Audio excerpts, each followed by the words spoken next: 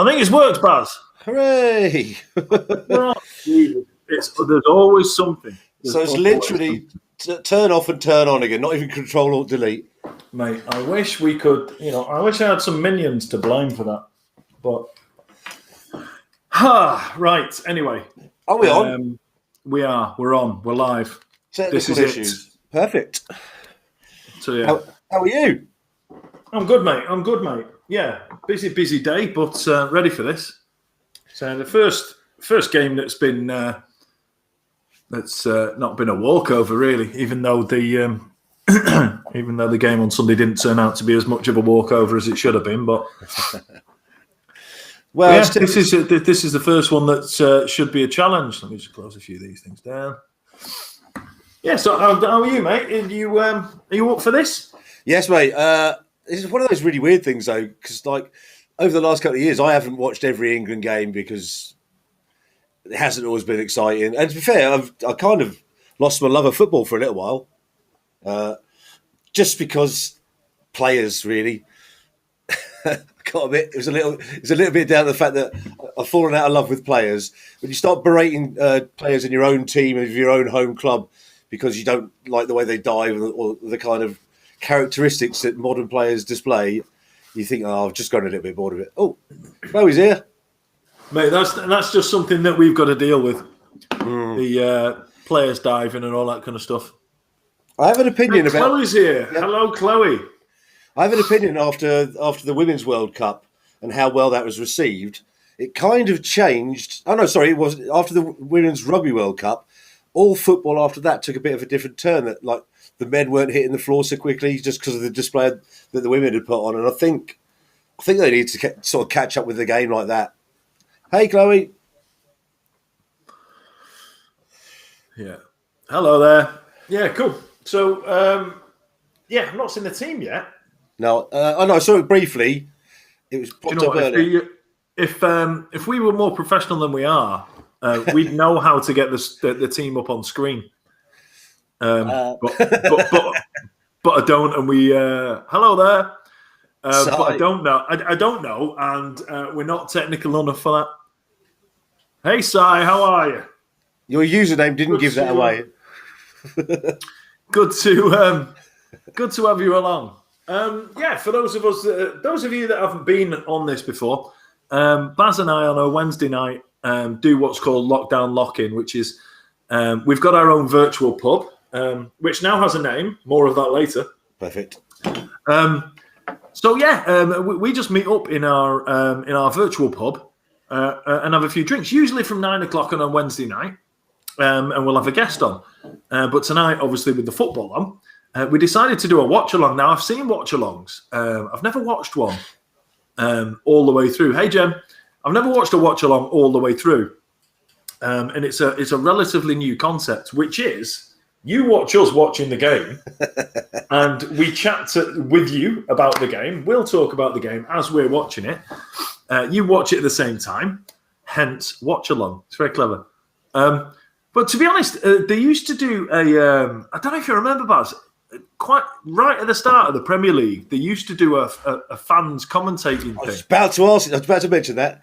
Yeah, I mean, it's a similar sort of concept, isn't it? The was it called Fan Zone or something like that? You used to be able to switch the normal commentators off and have two geezers in their houses talking about it. But so that's what we're at now. What will happen is after the match. What we will do after the match is we're going to have a guest on as usual, and as befits a virtual pub, we're getting a landlord of a pub on to have a chat with us. So basically, the idea of tonight is that me and Baz and you guys, we all have a few drinks, watch the football together, and then towards the end, the landlord turns up to kick us out. It's pretty much like real life. So that's what we're on with. I've not got my normal tipple. Normally, I'm on the Aldi's Finest, but ran out of time, so I had to send the missus down the shop for. We've gone full beans. We could say it on here, the wife beater.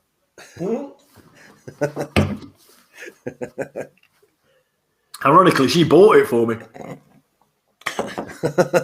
Yeah, so anyway, the exciting thing about tonight is this is a World Cup qualifier against a decent team, and there's an ex-Bury player on the England squad.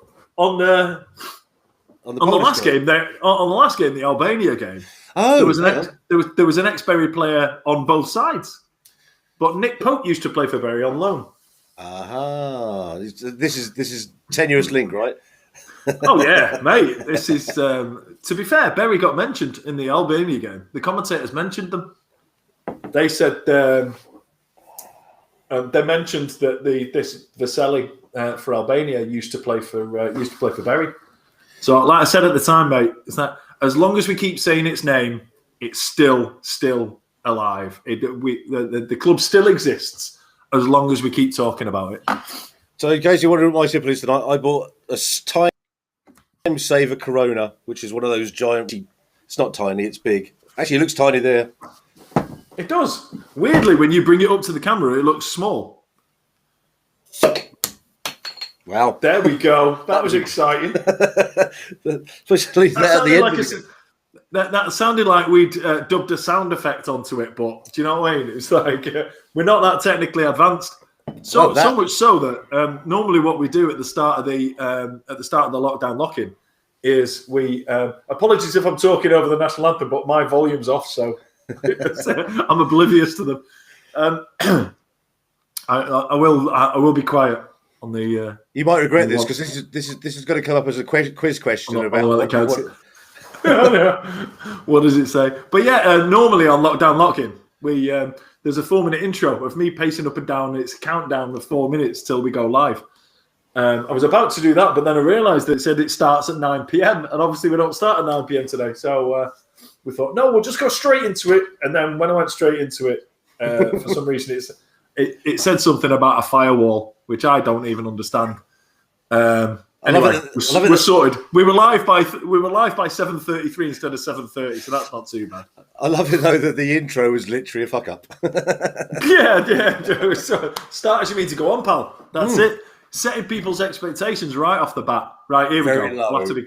I'll be quiet now.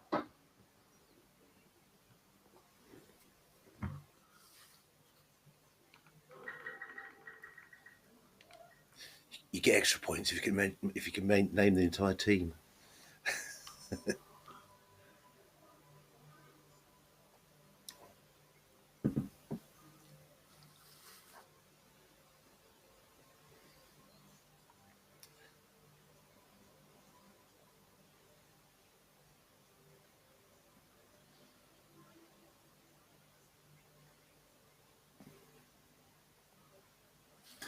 I tell you, it was funny when it was funny the other night when Raheem Sterling was the captain, because the camera did exactly that thing where it goes across on the national anthem, and then obviously you've usually got the goalkeeper and then the captain. So the camera's going up it and it gets Nick Pope, who's about 6'4", and then it drops right the way down and gets Raheem Sterling, and all you saw in shot was Nick Pope up here, Raheem Sterling down here with his arm around him like that. And I said to Shay, it looks like it's bring your kid to work day. I sadly, while I was watching that line, I went, oh, they look young, don't they? Oh, yes, mate. I'll tell you, it's like what's the timer for? The timer, Emma, it's going to be that's when the game kicks off, I'm going to press a button because I couldn't work out how to get it on screen. So I thought, it's my iPad. It's the Blake. We're working with it. It's the Blake 7 version of a timer. I've messed it up now. There you go.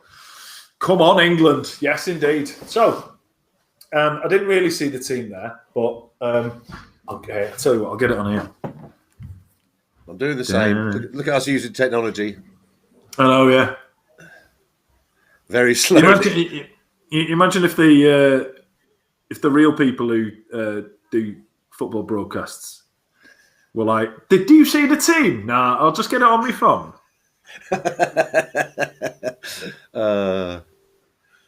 So Kieran Trippier. So I thought we would have had 2 Bury connections then, because I'm a big one for my Bury connections. So yeah, Nick Pope used to play for Bury. Can you hear my telly, by the way? No, it's not. Literally not enough for it to be the commentary. Good. I might take that one out as well. Right, you better get ready to hit that timer, Mike. They're about to kick the first ball. Oh, God, yeah. Hold on.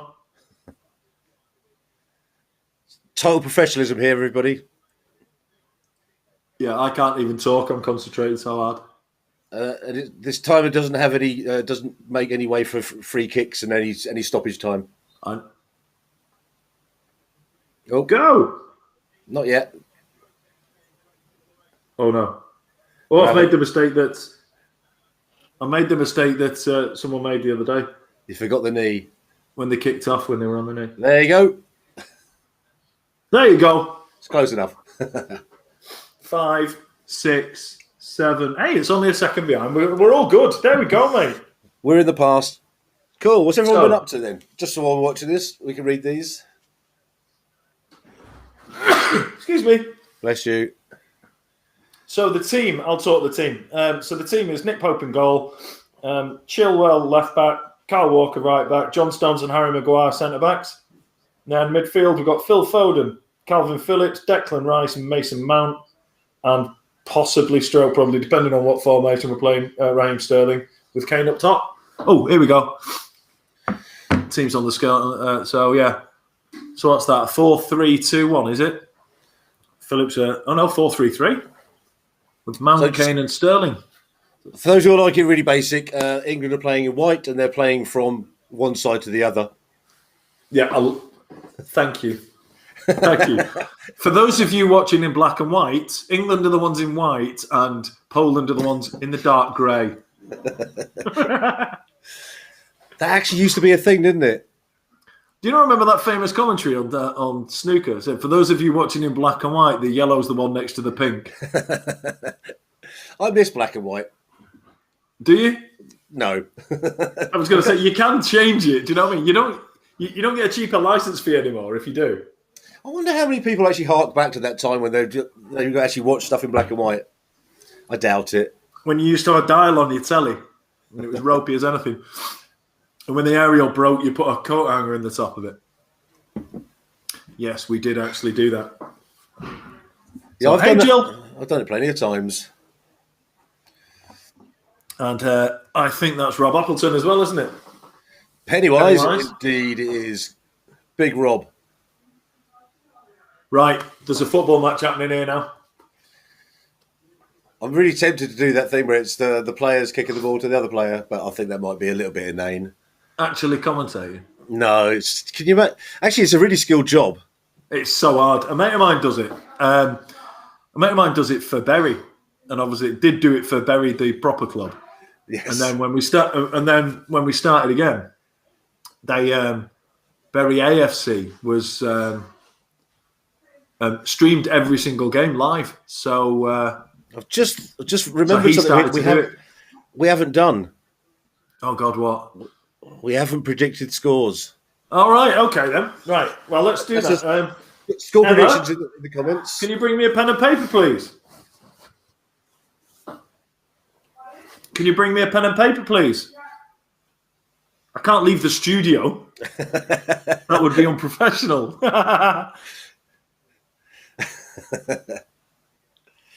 Oh, we've got our first prediction in. Right, I'm going to write it down.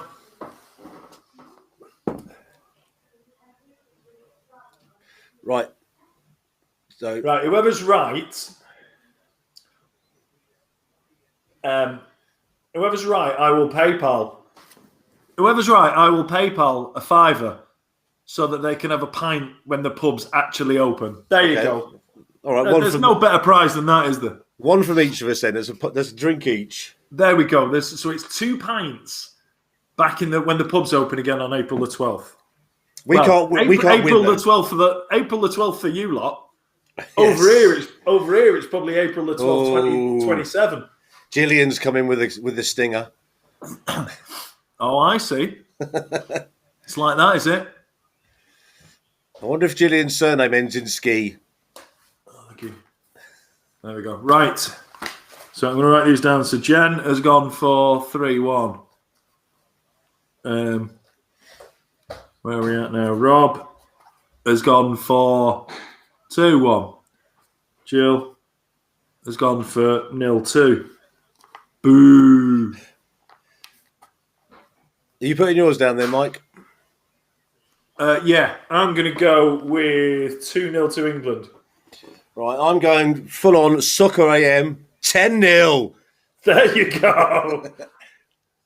I just want your fiver. I've gone serious. Okay, so Baz has gone 10-0. Right, we'll keep taking predictions as people join up until the first goal. Oh, there's something I forgot to do. Look at this. You don't get this on the proper telly, do you? Oh. There we go, people. Look, there we go. We've only got a bloody scoreboard at the top, haven't we? I've got to be honest, there's so many things that have changed on here, like the match special down in the corner, the scoreboard, the timer, the shirts. Baz, I don't do this. This shit just doesn't get thrown together. It's all right for you. The sidekick just crops up and chats. Do you know what I mean? The executive producer here is like, under a lot of pressure to make things work. Can I have my full title? Self-proclaimed sidekick. Self-proclaimed sidekick. It's basically denying all responsibility for anything that goes wrong and just taking the glory when it goes right. I like to think of you as Psychic Simon next to Alan Partridge on North Norfolk Digital. There's some big boots to fill.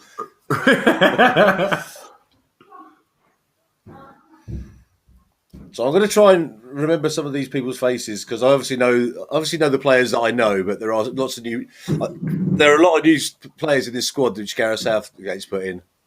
All right, hold on. I need to concentrate on these. I've got Chloe has gone 0-1. Oh, Chloe! Used to like those two, did you? I did. They were my favourites. And Dan, Pubman Dan, who will be along, we will be meeting after the match. He's gone for 3-0. How is it going to work if he works? And Sai's put another fiver in. So the prize for getting your prediction right is 3 pints in the pub next time it opens. Actually, surely Dan though has a discount, so we should be able to get 4 out of Dan. Yeah, well, he might be able to get 4 if he wins the 15 quid. Chloe said, "Love that show." Alan Partridge, right? Oh, yes. Got to be. Actually, we've got Dan. Yeah. Well, so I'm not going to do it. I might do it. I say I'm not going to do it, but we've got another hour and 3/4 of drinking between now and when Dan comes on. Yeah, Dan, apologise. If we both do the Alan Partridge car park sketch to you later, you feel free to track us down and kill us. Little Phil Foden. Yeah, look at it. Oh, if only he was taller. If he was the height of a grown adult human being, he might have been able to head that down. So that's not a comment you're going to get on normal television. I mean, I'm sure whoever's commentating on that now didn't say that. Yeah, I can't really hear it, but I'm pretty sure they didn't. But that's what we're here for, Baz. Do you know what? This could be our launch to being actual pundits on national television for football. I mean, with comments like that, we'd be kicked off quicker than, I can't remember his name, Satan Greavesy. Say it. It was it. And this is a question on yours, wasn't it? Richard Keys and Andy Gray. Richard Keys and Andy Gray. I'm not suggesting we are the modern day equivalent of those, but... no, exactly. I feel we go down the same route. What are we having a look at? This is the thing that... This is the thing that's missing without crowds is all the Mexican trumpets and the drummers. Yeah. It is a shame. They pipe in the audience, don't they? But they're not piping in all the paraphernalia you get with these World Cup games. Oh. So anyway, in terms of team, like I said, I'm happy enough with the team. This team, and I mean, I say it every time England qualify, but this team's strong enough if it stays together to do things for a long time. Plus, we've got a massive advantage. I mean, I know this is a qualifier for the World Cup, not the Euros, but talking of the Euros, because England don't play a game away from Wembley until after the Euros are done. So, I hope. I don't see it as much as an advantage, though, without the crowd there. It's kind of just like... But they will have the crowds. They will have the crowds because they're doing test events in May. So they're pretty confident that they'll have some form of crowds But don't forget that the Euros go from the 11th of June to the 11th of July. So 10 days in is the magic 21st of June, which theoretically means the as long as everything goes the way it should do with the dates and that theoretically you could have full houses then. Do you know that this? My one comment on the team selection of this is that when you put a whole team together of young kids, for want of a better term, they're they're less fearless, aren't they? Or they're more fearless. Yeah, I mean, we've got experience. I know, you look at who we've got. I mean, we've got people with bags of caps. I mean, we've got him, Raheem Sterling. Yeah. Raheem Sterling, Harry Kane, Kyle Walker's got a bunch of caps, and then at the back you've got John Stones and Harry Maguire. They're still relatively young, but they've got loads of Premier League experience. But do you remember the teams where you every single game was John Terry and Wayne Rooney and all the same players all the time because they were the highest paid stars in the country and producing and that's nothing. Why we didn't win anything. And then you get like a group of kids who literally all they want to do is just prove that they're better than the other people. Yeah. And that's how you're right. You're right. They are fearless. I mean, we had what's he called? Bellingham. What's he called? What's his first name? I can tell you. Oh, it's just got a Jude Bellingham. There you go. Not Duke Ellington, like I called him the other night. That's far better. It is better. But I've turned into that old. I mean, this is what we are. When it's the old men down the pub, but it's. Yeah. I've turned into that old bloke in the pub. He's, did you see that Duke Ellington get his debut the other night? Anyway, Jude Bellingham, he came on and he was 17, didn't show any fear at all. He was doing skills and he played really well. Have I missed any predictions, by the way? Video? I don't think so. Have you seen? So if you're just joining us now, there's a predictions competition. So up until the first goal, well, actually, no. Let's not say up until the first goal, because if it's like 89 minutes, somebody could come in with 0-0. Yeah, true. Up until the 20th minute. We'll accept predictions, and there is an actual prize. So Si, myself, and Baz are all going to throw £5 PayPal into it, and that basically means that the prize for getting the predictions right is the predicting the score of tonight's game. You get it right, and you get 3 pints to spend in the pub on April the 12th. We could actually take it a bit further. At half time, you can have a £15 buy-in. They are good maths there. Good maths there. That's saving us any money. Rob Appleton said he would add Callum Wilson to the squad. Well, I mean, 1, he's injured, and 2, you're only saying that because you're a Newcastle fan, like I am as well. He is very good. If I could, I'd add Alan Saint-Maximin to the team as well. But he's very French. Oof. I'll behave. So, Mike, have you seen the TikTok that's doing the rounds with the amateur footballer in the red and white shirt doing the spin off the ball? No. Oh, yes. He just pirouettes and nowhere near the ball. That's my style of play. Yeah. Exactly. Absolutely. I'm blessed with an ability not to kick a moving ball, not to be able to kick a moving ball. Greater penalties and free kicks and corners. If the ball's moving, I may as well not even try. Well, if you, I think you. Oh, Dan's come in. Yeah, this prize is getting good now. I think I might want to change my 10. Tonight's guest that he chucks in a 5 or 2. 20 quid, 4 pints is the prize tonight. I'm regretting putting 10-0 in now. Come on, England. It's going to be some. It's going to be some showing of 0-0. It's pretty cagey so far, but you never know. It could spark into a 10 goal drubbing. Actually, I'm going to go and find a list of cliches that I need to start saying. I'll be back in a second. Again, you don't get this on the telly, do you? Yeah. Not on professional television, you don't get it. Yeah, Si's just clocked the cat behind you. Oh, Uh, this is so. So, it's the other way. Sorry, Baz? What Baz isn't telling you is that's Baz's missus, and he's just told her she's got to stay completely motionless through the whole thing. She chose to wear the hat, the mask, though. She's very shy. I was one of those people that was slightly saddened by the death of Grumpy Cat, so that's my forever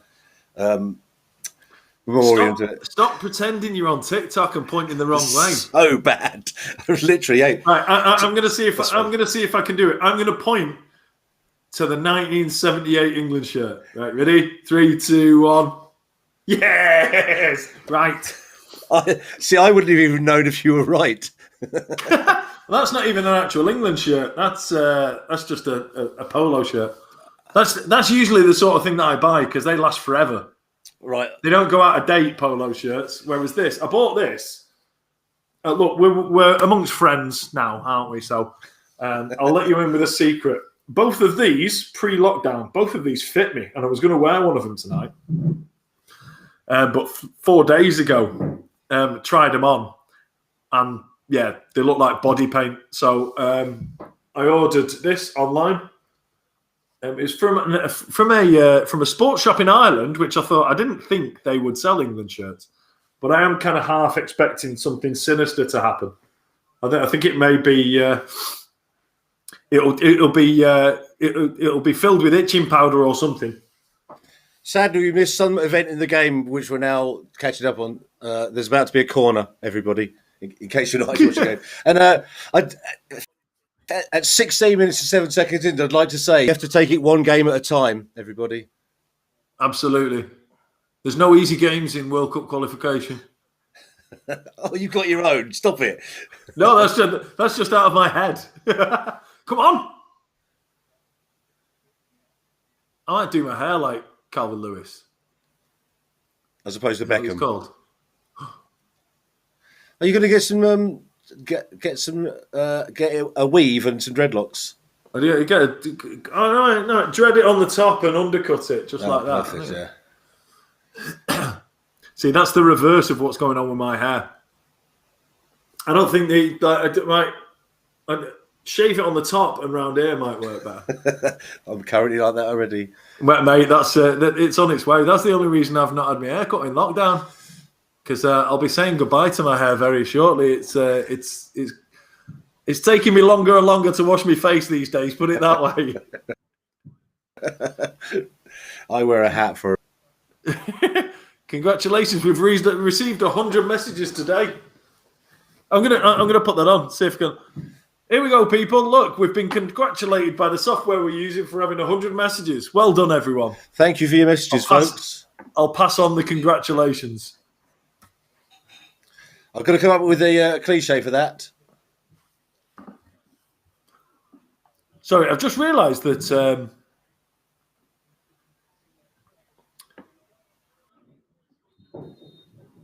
is it a pen? Is it a pen? It is a pen. Yes! It's a penalty! Sorry, I was just looking at Fairfield 62, I think is Kathy. And she said that Scotland are beating France. Is that in the egg chasing? Is that happening tonight as well? Because she said Scotland are beating France, but according to my thing, it's 0-0 with Bosnia and Herzegovina. Anyway, let's concentrate. Right then. So, if this goes in, Jill and Chloe, karma. Because you'll be out of the predictions round. Oh, I'm so sad. By saying it hasn't gone in yet. But this man scores. Come on, Hazard. His beard needs some work. Bottom left. Hey, straight down the middle. Down the centre. Oh, here we go, people. Let's have a look at this. What do we do now? We only go and do that. By the way, I just want to point out, I'm still in it. Oh, I've done it. 9 to go. 9 to go. Yeah. 9 to go. Right, so here we go. You lot are laughing now, but you Can wait. you see later. this? Look, I'm gonna delight in putting a line through Chloe and Jill's name. There you go. We love so you, now really. nobody left in the predictions competition. Or prediction competition. Nobody left in the prediction competition has gone for Poland. So there you go. And all bets are off now because it's the 19th minute and there's already been a goal, so nobody else can do it. So we've got Jen, Rob, me, Baz, and Dan. And 3 of those people are putting money in, so that's interesting. So just to that must be Kane's 10th penalty for England. He's now the top penalty scorer. That's why you're here. You're more than just a sidekick. Stato. Yeah. I used to love that show. Well, you were on it, weren't you? So that's no. No, I was on Soccer AM. Yeah. We'll chat about stuff like that at half time. We'll have a good 15, 20 minutes because we won't talk about the game. We're not really bothered about the game. No, I'm not. But yeah, we can talk about. We'll have a chat with everyone. It's on Sky. I know it's not quiz night, but can you name the previous player that was on 9 penalties with Harry Kane before he scored that one? I might just throw loads of names on it. That's a good. I like that you've done some. I'll take back what I said because you've clearly done some prep work while I've been pissing about making all this look pretty with the score and stuff. I've saved some websites. Don't pick it up too much. No. It's all good. I would say. There's quite a few. I'm not going to look at the comments. Si's coming. Just so you know, Si's coming with Nigel Mansell. Well, it's definitely not him because he's not English. Isle of Man, Manx. Yeah, he's Manx. I think. Right, in my head, I've got Rooney, Shearer, and Gary Lineker. I'm going to go with Shearer. Sadly, it's Frank Lampard. Frank Lampard. There you go. He was on 9. Wow. If this page is to be believed, and I can't believe they'd get away with it otherwise. See, Rob Appleton went with Shearer, and then had Lineker as another guest as well. So there you go, Frank Lampard. Do you know what? I don't ever remember him taking penalties for England. Yeah, bizarrely, I don't either, but he clearly did. He scored 9 of them. Obviously. So, I think that just shows how pissed I am when most England games happen, even the ones I'm at. You don't forget though, in friendlies, if he was playing, that he may have been the only penalty taker at the time. So, unless people were subbed off and he was on, don't forget there's also extra time penalties, aren't there, where they played? So, I'm assuming they count all those. No, they don't count those. It's only an open play, isn't it? Yeah, but the right, we need to address the elephant in the room that we had reports that Scotland were 1-0 up against France. Turns out Scotland are 1-0 up, but it's against the Faroe Islands. It's close. So it's quite different. It's a bit like saying, "Hey, Sparkles, how are you?" Hello, Bart. I mean that. How are you? Are you all right? Are you okay tonight? Oh yeah, of course. Sorry. So yeah, the being 1-0 up against the I think it's Kathy, isn't it? Yeah, being 1-0 up against France is a very, very different proposition to being 1-0 up against the Faroe Islands. Yeah, it's much easier, isn't it? 1-0 up against the Faroe Islands is a bit like being 1-0 up against Hartlepool. It's nowhere near as exciting as being 1-0 up against France. I've got this is a terrible situation. Well, look, I'll hold the fort if you need to go off because, like, this is how it'd be at a game. You'd have to nip off to the bar even when it was being played. I love you. And when you come back, this is literally a virtual pub. It's like I'm just going now. It's like I'm going now while it's quiet. It's only one deep at the bar now. So I'm just going to nip and get another beer. But you do realise there's a very high likelihood that they're going to score when you're in the toilet. Yeah, well, that's fine. Right, listen. When he's gone, we'll just cheer. I know he's got his headphones in. It's fine. Can I just explain the concept of wireless headphones to you, Baz? I do. Right, while he's gone, any other stats I got on here? Surprisingly, England have only ever scored 128 penalties in total. I mean, that's amazing, right?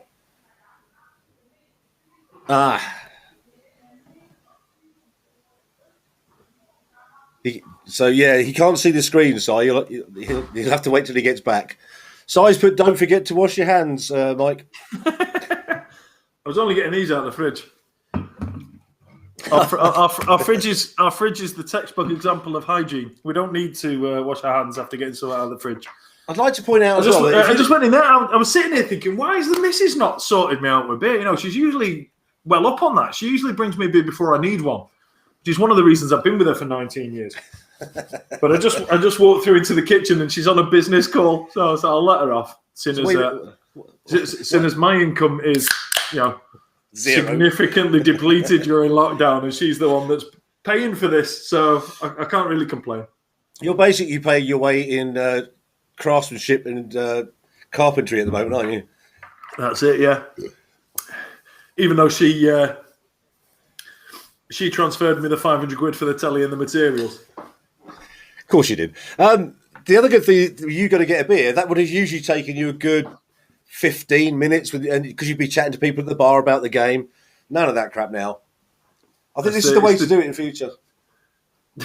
Si says Mike's in for the long game. He's got 3 cans. I was only going to get 1 can, but like I say, I noticed that my wife was on an actual business call earning money to spend on my Stella, so I didn't want to disturb her again. I do have some money coming in, by the way. The Irish government, they're paying me at the moment. I'm afraid I'm in the same boat with Rishi Sunak's handouts until work starts again. Yeah. But it's going to be great. Plenty of time to brush up on my football stats and get ready for this. So, well, do you know what? I was really, really disappointed that because I thought the expectation was over here that the golf courses were going to open on the. Oh, hold on, go on.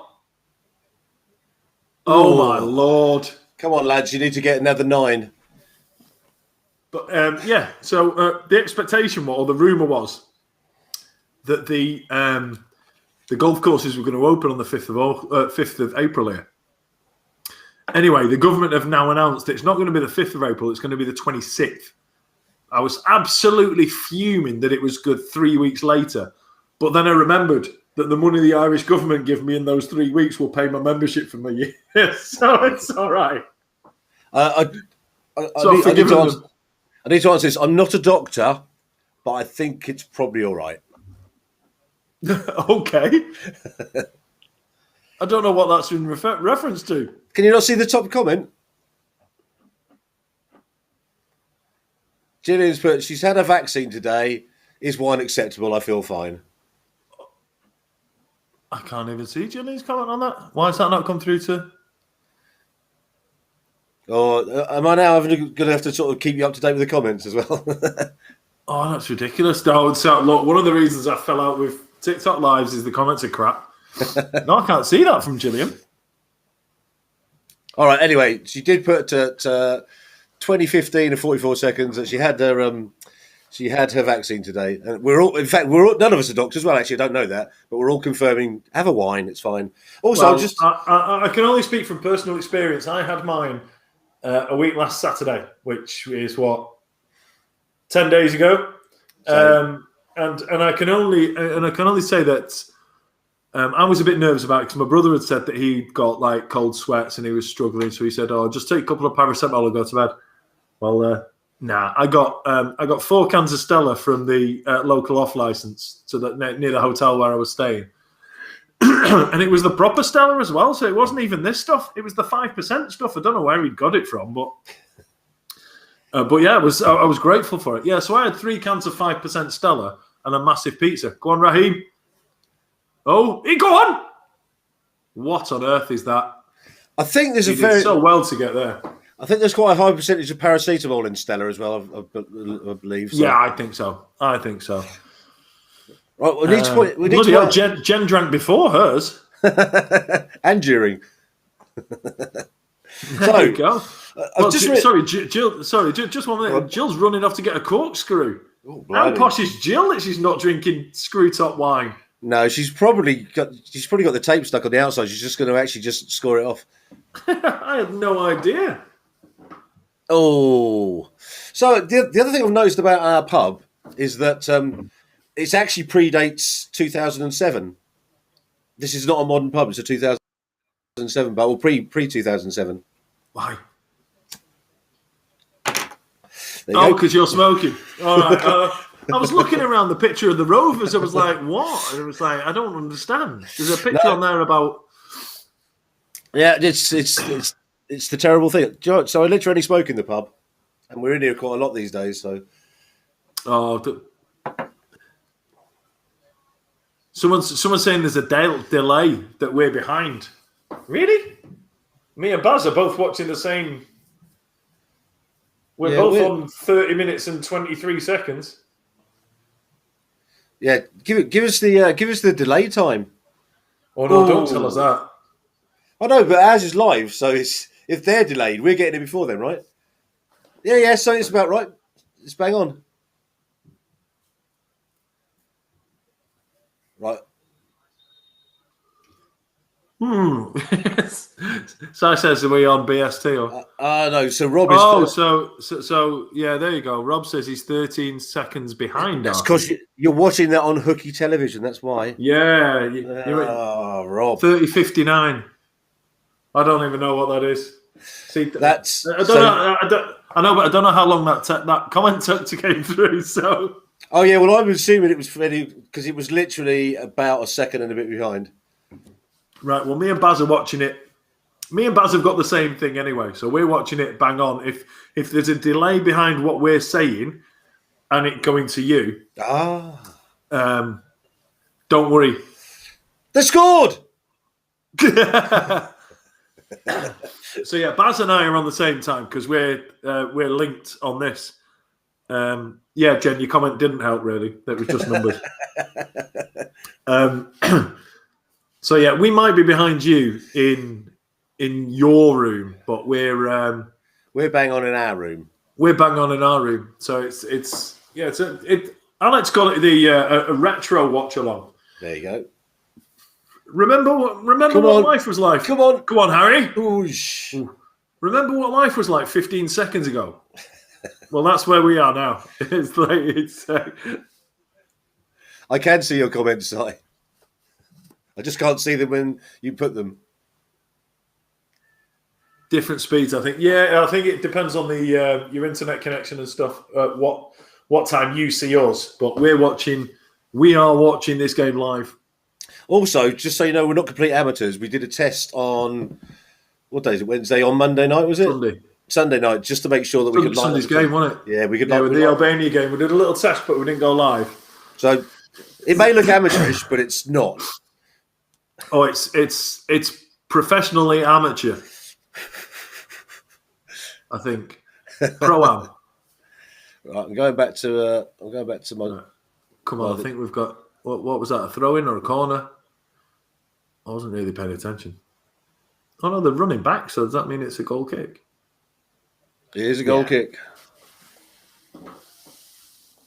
So yeah, while we're on, what I was. As I was saying before, I came up with a name for our virtual pub. Today. So what I'm going to do is I'm going to put up there somewhere. Half time. I might cover up a bit of the Rovers. Where I'm going to come up with a pub sign, like outside the pub.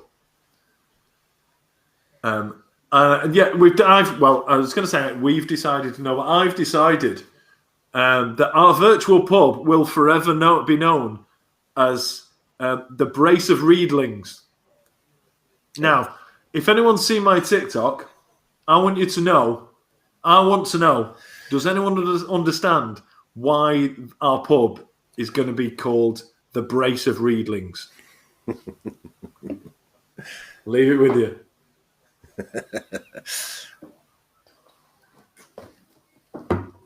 Mike, did you know that goals win games? Absolutely. You can't win anything with kids either. This is a little bit like cliche tennis. Right, I'm going to ban. I'm going to block Chloe because she's just called one of us a bearded tit. I don't understand why she's done that. So yes, Reedlings are also known as bearded tits. So our pub is going to be known as the Brace of Reedlings because it's two bearded tits.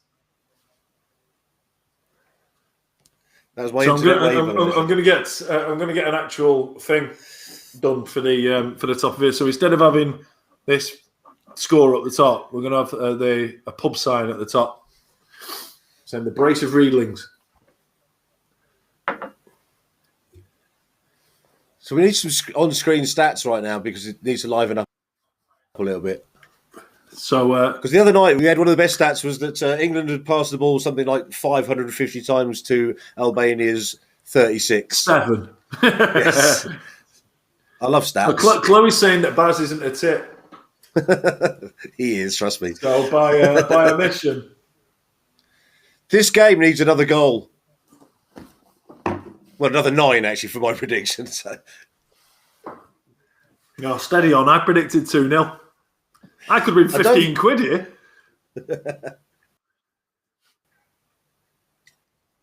20. Well, yeah, we've got 5 it's yours, so yeah. Okay. Yeah, well, I could win 20, but I'd have to give myself 5. It's only right, though.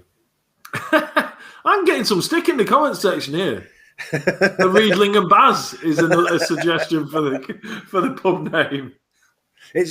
Trust me, it's just sympathy. Oh, it's how very, very, how very rude. Okay, so we're 36 minutes and 23 seconds into this game. It's 1-0 to England. Harry Kane penalty. Other than that, it's pretty pedestrian. There's not a lot going on. England's goal, I don't remember being threatened at all, which is helped in no small measure by the fact that Robert Lewandowski's injured. This would have been a much, much harder game had he not been injured. But Mike, we look very comfortable on the ball. We do. Have you literally downloaded a list of? Are you playing like a football cliche bingo or something? Yeah, to be fair, I've got one that says "You're Rooney, Lampard's, whoever's." I don't even know what that is. Oh God, yeah. That's something that really irritates me is when people pluralise footballers' names when they mean them. Yep, you're Rooney's. It was like, oh yeah, it was like this England team. It's got some experience in. Your Kanes, your Rooney's. No, there's only one of them.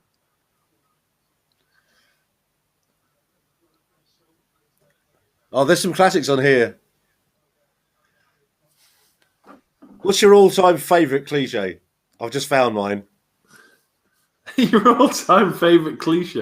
Footballing cliche. This is. I'm going to read it anyway because this is the best one. If that was on target, it would have been a goal. Not necessarily. The keeper could have saved it.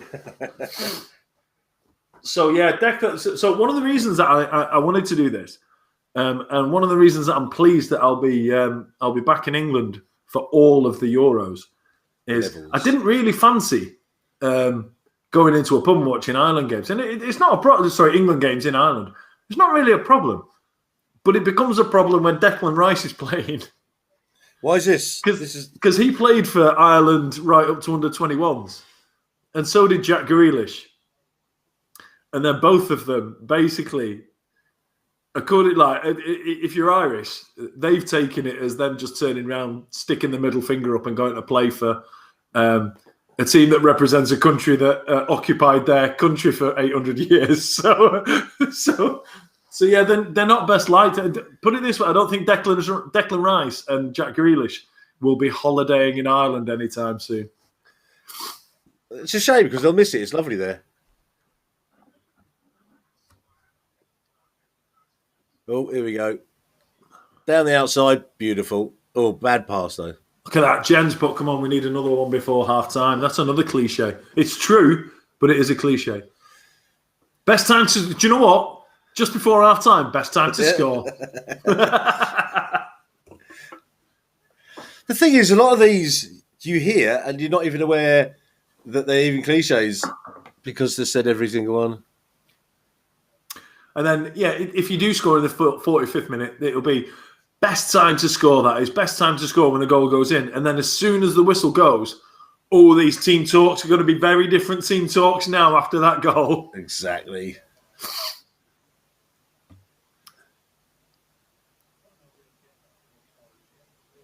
Well, they're a good squad on paper.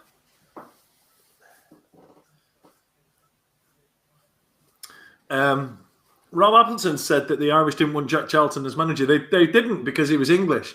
But in the end, he became an honorary Irishman. And there's a documentary about him. I think it might have been last night. So I just saw a little small section of it. And basically, like back in the day, the Irish flag was pretty much through the Troubles. The Irish flag was basically its relevance and its meaning was pretty much stolen by the IRA. Right. And Jack Charlton has they pretty much the team that Jack Charlton had playing at the time, and the fact that they were all waving the Irish flag when they were supporting the team. They attribute the reclaiming of the flag to Jack Charlton and his team, even though most of them were born in England. But we won't mention that. Like Andy Townsend and his Cockney accent. Nick Pope, Berry's Nick Pope. I'm going to call him that. How long was he on loan there for? Do you know? Have you gone that far into looking into it? I think I looked the other day. I think it was 18 games. Let me double check. But yeah, there's Matt Doherty for Spurs. He was on loan at Bury as well at one point. Oh.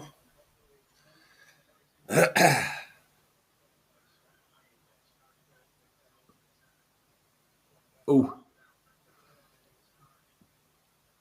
I'm surprised that can't have hurt. I think he went down. I'm definitely going to. He went down a bit. It can't have hurt through his lockdown hair. Yeah. It can't have hurt. He's got lockdown hair. He wouldn't have felt that go through. Now, Nick Pope apparently played for Bury Town, which is a non-league team in Bury St Edmunds. He played for Bury Town for 3 years, and then played 22 games in 2015 for Bury. There you go. There's some stats. I only deal in Bury-related stats. So Lee Dixon, the co-commentator, he also played for Bury. Did he? He did. I'll get some stats on that as well. I'm only dealing in Bury-related stats tonight. Here we go. Oh. Do you know what? It appears that Poland are parking the bus in front of the goal.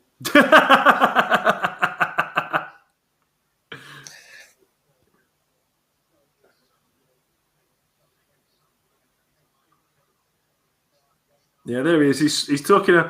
Well, I don't really remember him, but I definitely went. Well, I've been watching Bury since I was 4, so I've been watching Bury since 1978. And Lee Dixon played 45 games for Bury between 1985 and 1986. What league were they in when he played for them? Because they obviously weren't always languishing sort of down low. Yeah, we were. We were in the 80s and 90s. Yeah, our glory days were when we won the FA Cup twice. And that was in 1900 and 1903.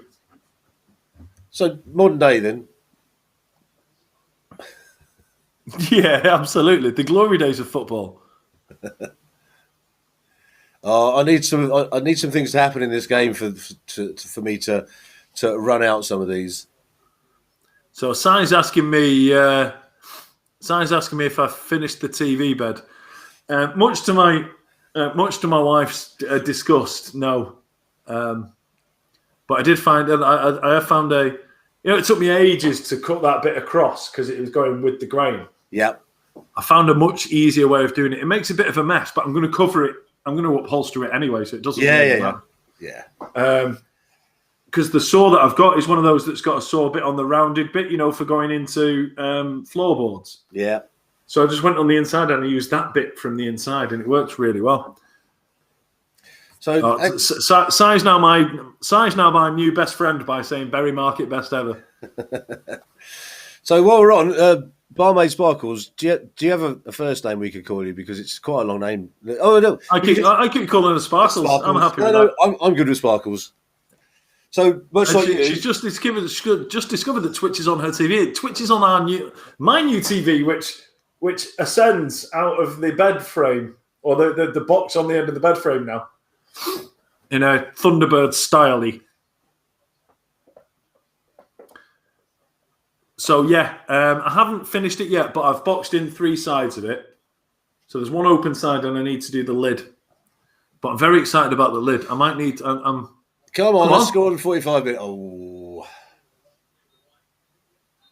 Well, that's half time. It's half time. Well done. No, that's all right. I tell you, they're a tough team, Poland. That was a game of 1/2, though, so far. But I could throw you under the bus and ask you for a stat here now, and I think I will, just because I'm that type of guy. What's Poland's world ranking? Oh God, I forgot to stop this. Right, I'm going to have to start that again. 42.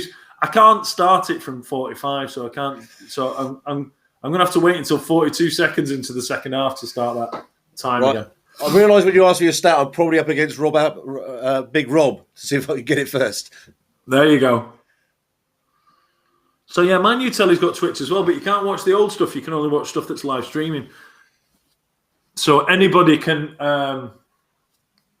watch live on telly.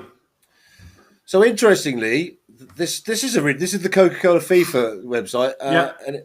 So currently they're 19th in the world. It says most recent FIFA ranking. The average position since FIFA World Record rankings began, 36, which is an interesting one. It is, yeah. So above Poland are Wales, and one below them are Senegal. England are 4th, is that right? I believe so. Well, I think we checked the other night, didn't we? So yeah. Rob Appleton's come up with a great one, a great stat, which is Nick Pope hasn't been beaten yet in an international game. Oh, we like this stat. Long may that continue. That's superb. Poland in the women's football rankings are 29th, below Mexico and above Portugal. There you go. So we have all the stats here. So Baz, let's talk England football. Yes. Let's talk. So we'll do some questions. Like, okay, what's the England game you remember most? What that I've watched anywhere or I've been to? No, just at all. Memories. Very, very simple for me. I can't remember the exact score, but when we beat Holland in, I think it was the Euros, was it? Euro '96. It was 4-1. Not only did them scoring one goal make a difference, it put Scotland out, didn't it? But do you know what? You look back at 100%. I loved that game. I remember that game very clearly. But if you watch back on the commentary, they say when Holland scored, they say, and Holland have scored a consolation goal, like it didn't mean anything. That goal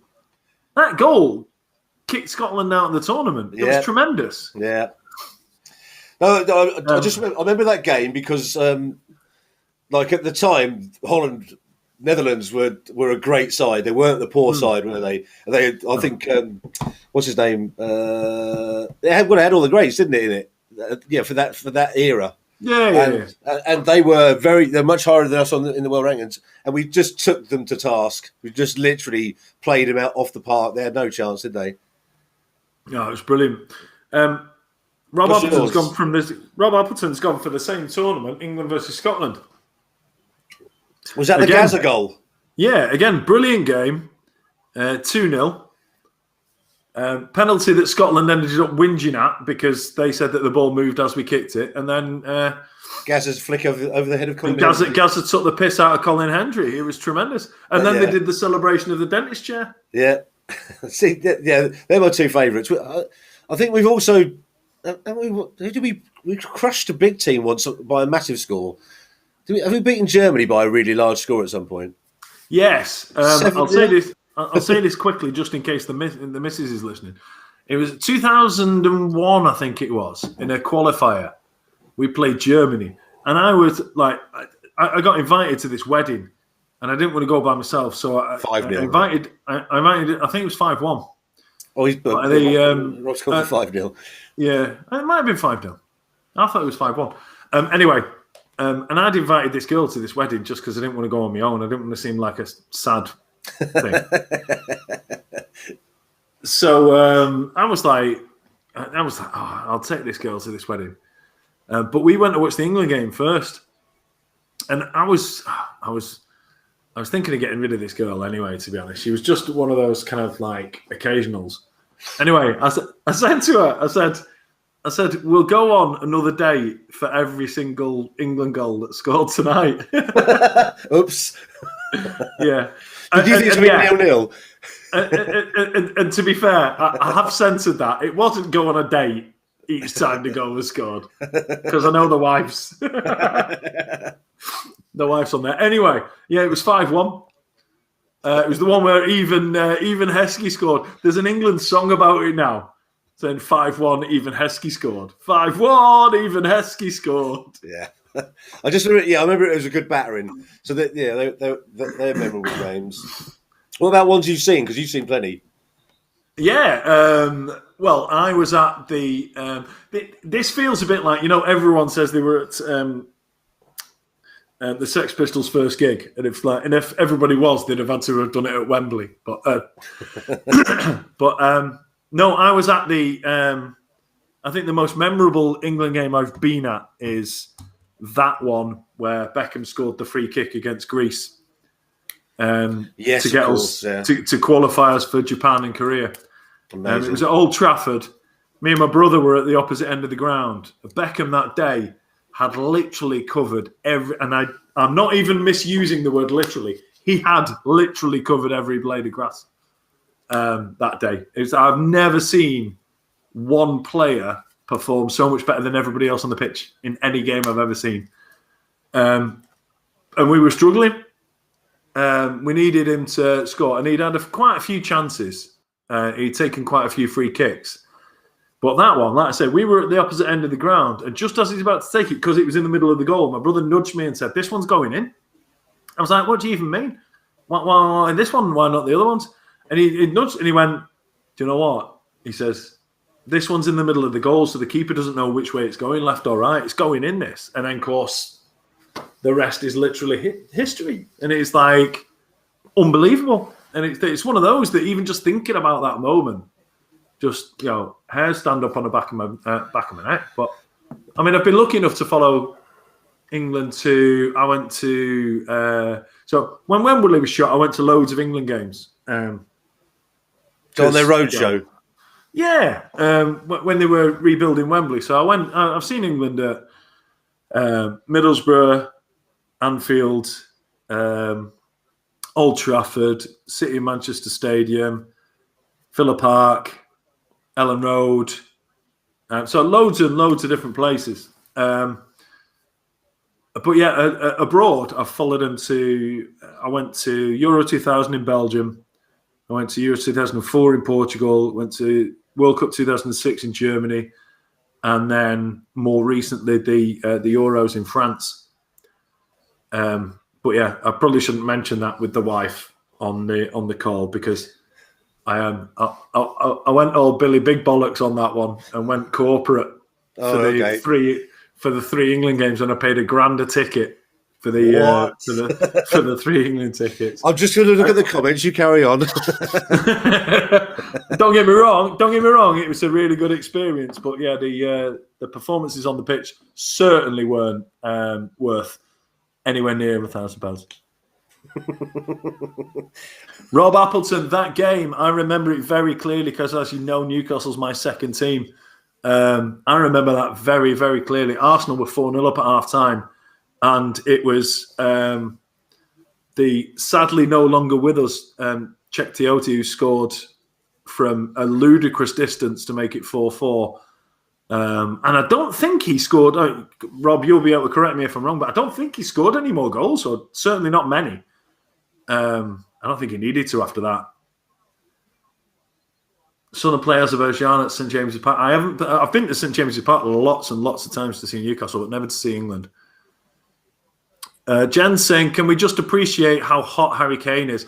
Well, it is. I mean, I know it's quite warm in England at the moment, isn't it? It's not here, but it is in. It is in England at the moment, but it's not here. It's. You can only expect a dad joke there, so. Mate, one every other day. I've scheduled them. So I've got a stat on Wembley Stadium, which probably everybody knows, but I like this one. The cost of Wembley Stadium when it was rebuilt was £798. Oh no, actually, there's two figures here: £798 million, which is £1.2 billion today. And I think it was supposed to cost something like 400. Yeah. And it opened in 2007, it says here. So 2007 as well, so you couldn't smoke inside. Mate, do you consider the smoking ban to be like, like Christians are like, no, this is a BC and AD. Have you got the same thing going on with the smoking ban in pubs? To tell you what it does, it dates photographs for you really, really easily. So if anybody still has photographs in an album or in a box, whenever you see a photograph of you in a pub smoking or anybody around you smoking, you already know from which point backwards it was, and that's literally. Or if you even see films that are set at a certain time now, the first thing you go, you can't do that today. Yeah, exactly. It looks weird, doesn't it? It's a bit like watching. It's a bit like when you watch on Sky when they show all games and there's loads of people in the ground. You're like, just fuck, there's people in the ground. You could go back further. You could go back further with it. It's in black and white and they're smoking pipes. Yeah, football didn't exist before the Premier League. I'm talking about Sky Sports. Okay. I'm talking about the very famous Wembley game with the horse. Oh, the AB's in the house. Oh, there he is. My favourite nephew. Oh, there he is, Archie boy. There you go. Yeah, to me, rather stupidly, I never knew what your surname was, even though there was much evidence around to suggest what it was. Yeah, I don't broadcast it. No, I don't broadcast yours either.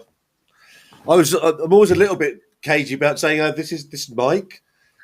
No, I don't mind being called Mike. I was going to say, because if you're wanted by the law, this is not the way to be doing it. Yeah, do you know what? People could quite easily find out my surname, but yeah, it just gets. I just like to think that if people don't know my surname, they're less likely to find out where I live and come and steal my washing off the line.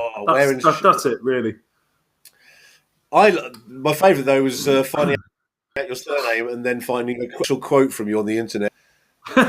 Still my favourite thing. It's a quote. It's a quote literally that I had to come up with some shit for this new software that I was using for clients, and then I realised that the software was pretty crap, so I never used it, and that's why I didn't. That's why I didn't twig. Anyway, that was a tremendous moment in the quizzing. I'm going to save any more talk about smoking in pubs only before we speak to Dan later, because obviously it's one. There you go. That's much more relevant then. Let's get back onto the football. So let's not talk about the game, because Harry Kane's penalty is pretty much all there is to talk about that game, and we've done that. I'm going to find out what else have we got. I'm going to find out what the biggest number of goals ever scored in the second half by England are. Because if it's 9, I'm still in. That's tremendous. That's tremendous. What a great idea. But this is just for me, by the way. It's not for nobody else. I'm just trying to think of other experiences I've had following England. I'm trying to think of good things. I remember that there was a game where my brother got tickets for Euro 2004 in Portugal, and he'd got tickets for as long as England were in it. So me and my mate, he said that we could either have a ticket each for the first 2 group games, or for the 3rd group game and the next round. So it was a bit of a gamble. Right. So that's what we went for. So anyway, we went out there for the. Anyway, we went out there for we went out there, and our games were the Croatia game, where Rooney got injured. Oh yeah. And then obviously we then got a ticket for the Portugal game, which is where we got knocked out. But the funny story is that we had obviously face value tickets for that game, but I worked for a rather large cereal producing company at the time. You're not allowed to say. Anyway, this rather large cereal company beginning with K and rhymes with Elogs, they'd got 10 tickets to this game, and they were trying to give them away to Tesco and to grease the palms of the retailers and stuff. But they weren't offering flights with them, so none of the retailers took them up. So they contacted us because they knew we were there. And they said, look, do you want these tickets? They're in the corporate box and all this kind of stuff. We were like, yeah. So my brother sold our tickets because we had these corporates. And that's the fact that my brother sold the tickets, got back to work, and I got in proper bother when I got back to work. I got proper disciplinary and stuff because they saw this as being a major kind of ticket out thing, and it was a scandal. I was like, well, if you're going to give me a free ticket to something and I've already got a ticket, I'm going to sell my ticket so another England fan can go to the game. But they didn't see it like that. And I think it might have been because my immediate manager was from Northern Ireland. He wasn't English. I'm sorry, I've found stat gold here. But there are so many, I'm having to scroll through to find most goals scored in the second half. It was your dad, AB.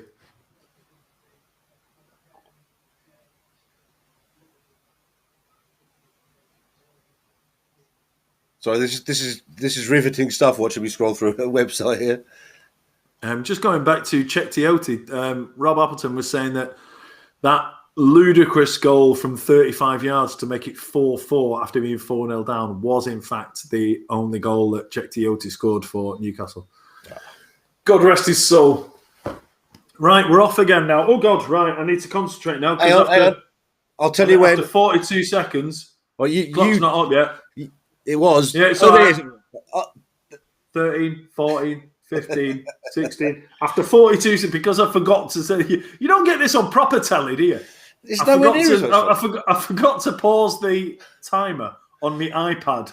I'm just saying, professionals don't really have the thing. So shh, Baz, don't distract me now. I've only got 10 seconds left now.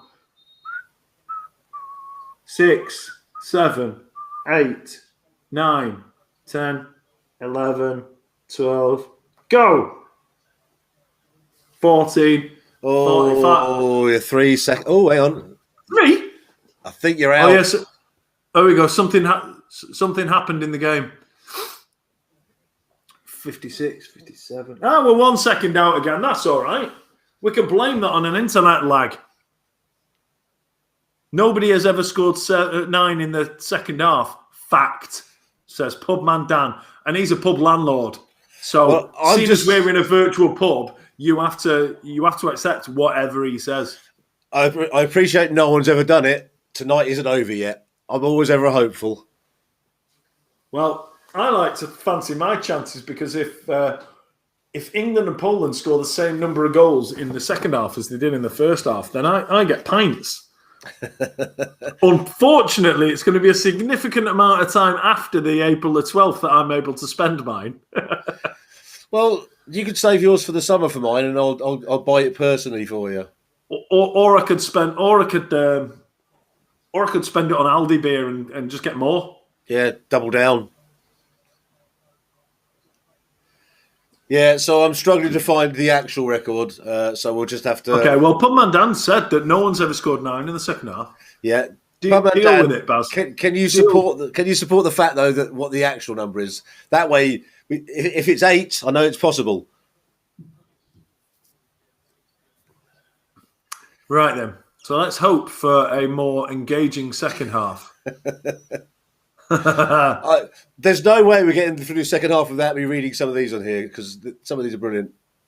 Are these cliches or stats? No, these are stats. These are just some of the best England stats you've ever heard. Good work. That's what you're here for, Baz. That's what a psychic does. I'm still going to keep up with the cliches though because they're my favourite. But yeah, I'm sorry. Like, it does appear that I'm not really interested in the game. I am kind of over here, but there's not a lot going on. So exactly. Your job is as much to entertain people as keep them informed about the game. I feel like though, if I'm asking questions, I'm directly like throwing everything at Rob Appleton. Oh no, I think there's others. So I thought while we're here, here we go. There's a thing. After this free kick, I'll tell you what happened. What's going to happen after the match. So if you're not watching, there's a young lad who's going to take it with his left foot. Here we go. Ooh. Oh, and I think that almost dropped in my garden, and I don't even live in the same country as this football match. That's how bad that was. But to be fair, he's got a lot on his mind. He's got his GCSEs coming up, and it's, do you know what I mean? He's like, I can't blame him for that. He's still growing. Little Phil Foden. He's like an actual adult footballer, just smaller. Right. So after the game, we're going to have a guest on, like we usually do, on Lockdown Locking. After the game, we're going to have Pubman Dan, who's going to come on. And he became general manager of a pub in November. And pretty sure he's had the easiest general manager's job ever because a month later, no one was allowed in the pub. So we'll be talking to him about what that means. And I know that he has actually been very, very busy renovating the entire pub. And he's going to broadcast on this from said pub, and he's going to walk us around and show us the pub. Sorry, so that's what I like. That's what I like about this is that we're in a virtual pub. Dan is going to take us into an actual proper pub after the match. So look forward to that. Sorry to interrupt. I need to give a score update to Jimmy B. England have scored 1 run so far. This is quite like I keep pointing the wrong way now. You've done me, but this is. If he's into cricket, this means that England have scored 1 goal and Poland haven't scored any. It doesn't mean that England are 1 for none. Although that would mean as much to me in cricket as it does anywhere else. So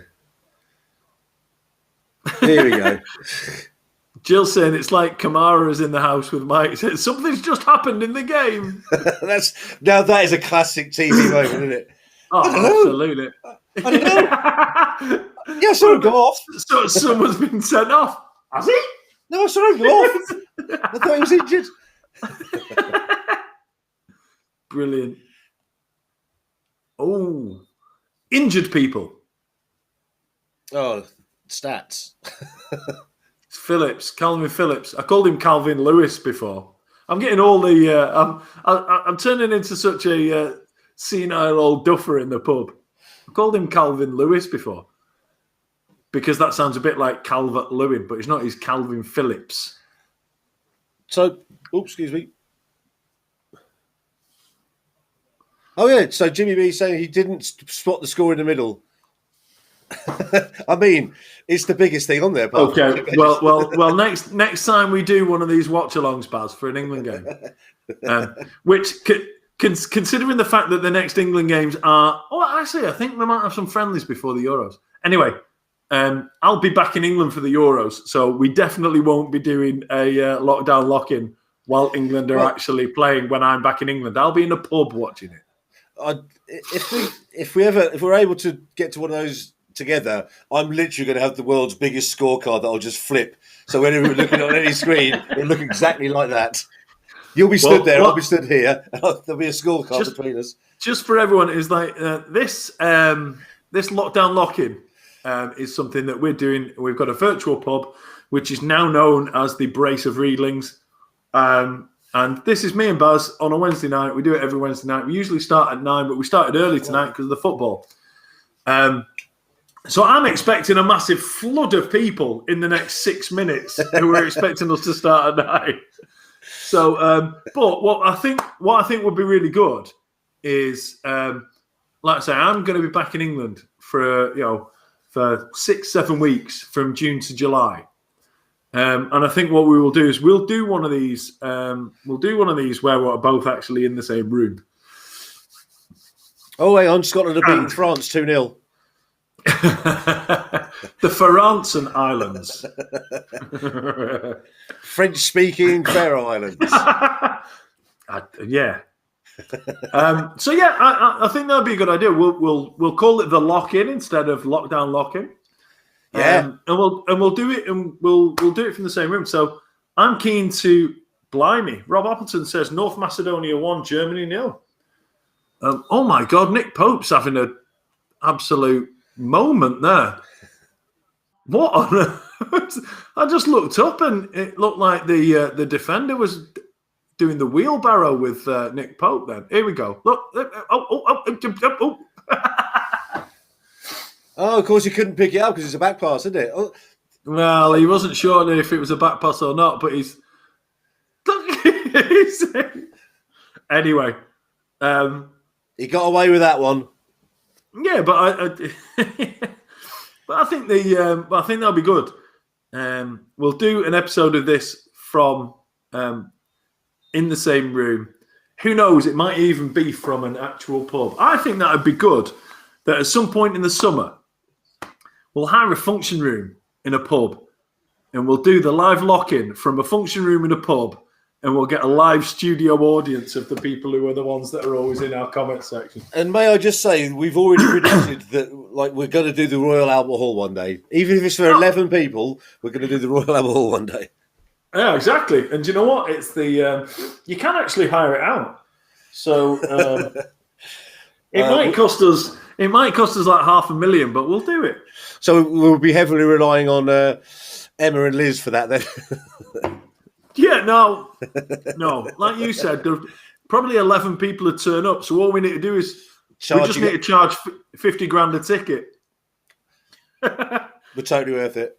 I mean, with this level of professionalism, it's going to be the greatest show on earth. There you go. Right, I'm now that we're playing again. Now I'm back to cliches because stats aren't adding up. He's got a good touch for a big man, hasn't he? See, that sounds like a euphemism more than a cliche. Tits nest in the bra and Readlings nest in the bar. Oh, sorry, tits nest in the bra, Readlings nest in the bar. There you go. It's fair. Si says he's got a real pub we can use. So we're gathering pub venues. I tell you what, because we'll have a chat with Pubman Dan later, and I reckon we can use his pub as well. Do you know? Mate, in the summer, these Wednesday nights may just be us doing live podcasts from different pubs every week. How good would that be? Well, I'm going to be somewhere in the Midlands in the summer, and somewhere in Surrey in the summer. So, if these pubs are anywhere near there, I'm on it. Well, you'll be back working by then, won't you? Yeah, Windsor in July. So if these pubs are anywhere near these places, let us know. That's a good question, Rob. Rob's just asked where Si's based. Oh, we know now. There was a massive amount of confusion. He was formerly MK, which was near me, and which I kept saying, but he's moved up north now. He's in the Derby region. He's gone to Derby. If he's up north, I thought he was saying he was down south. I'm not keen on doing anything down south. I'm not being funny. I get a nosebleed south of Watford. I'm confused now. It says Baz is only down the road. I thought you'd moved. Have you moved from Derby to Milton Keynes? So I need some clarification. Penny East Mids. Okay, yes. I'm not down the road. I'm miles away now. There we go. We've got somewhere in the East Midlands. We've got somewhere in a I won't tell you where it is because we're going to interview him whenever the game finishes, about half an hour. Sorry, I'll probably be working at Tutbury Castle, which is not too far away from Derby. So yeah, I think we should do that, mate. I think we should make. Oh God, here we go. Oh, Nick Pope's record is gone. I'm going to have to change the graphic on this screen. That's it. I'm out. No, I'm out. 10-0. Do you know what? Right. So Baz is out. I'm out. Pubman Dan's out. So the three people who are chipping in some cash for this are all out. It's down now to just Jen and just Rob. So Rob's gone for 2-1 and Jen's gone for 3-1. Good goal. It's a good goal. He had far, far too long. Look at this. This is awful. Look at it. Just stones, though, man. That's criminal. That is an effigy of him being hung somewhere tonight. Oh, that's criminal defending. But he's had so long. As soon as he stole that off Stones, he had so long to deal with it. I'm not being funny.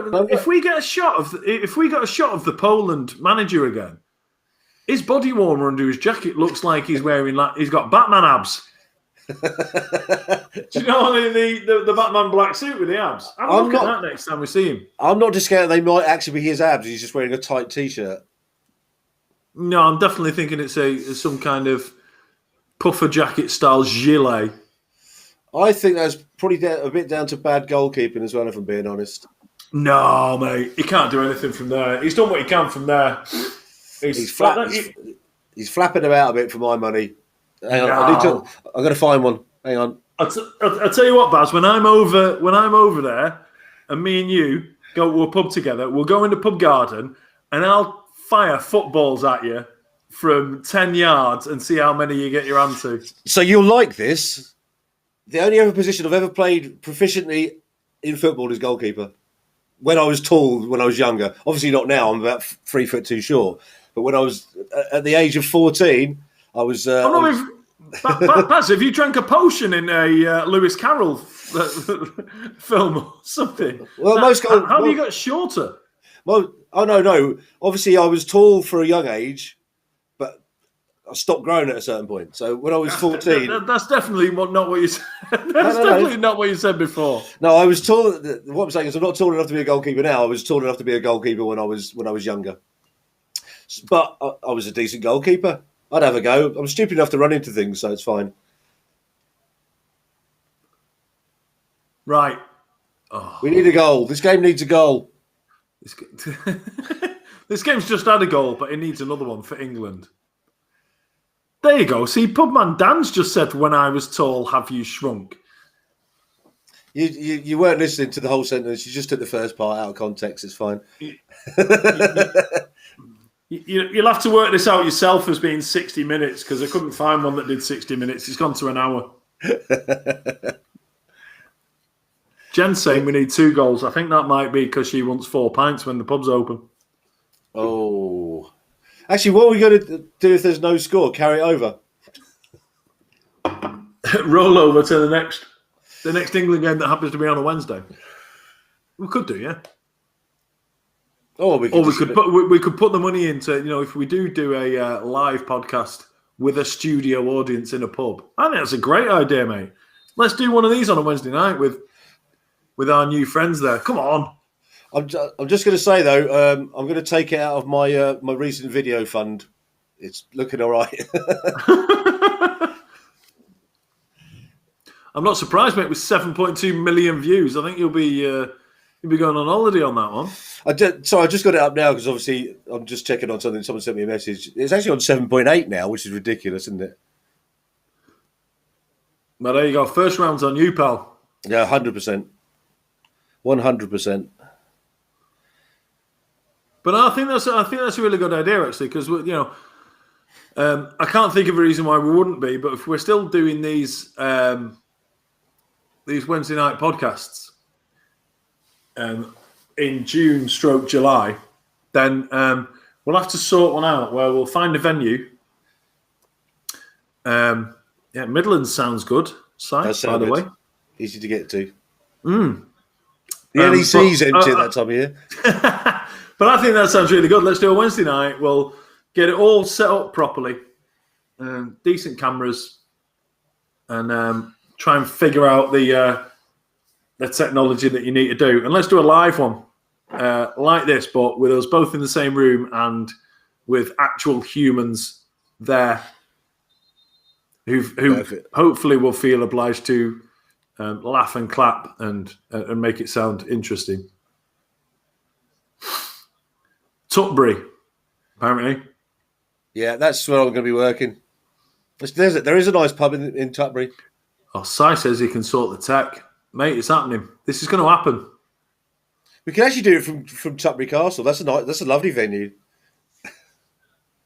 Oh, what's going on here? Oh, this guy's having drama with his iPod. Linesman's having trouble with his iPod. He's got it on the family shuffle. Whitney Houston Greatest Hits has stopped. He's having a mare. Right, come on, England. That's a poor corner. Oh, it's a god awful corner. Oh, he's thrown himself in front of it.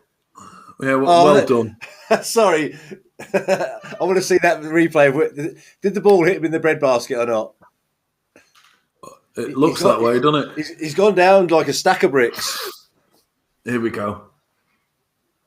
Are we going to get a replay of this? See if it got him right in the Queensberries, or you can't stop the game for that. Oh, he's touching his belly. Okay. Can you grab us a beer before you go? I'll be back in 2 minutes. You've got a full on there. Right.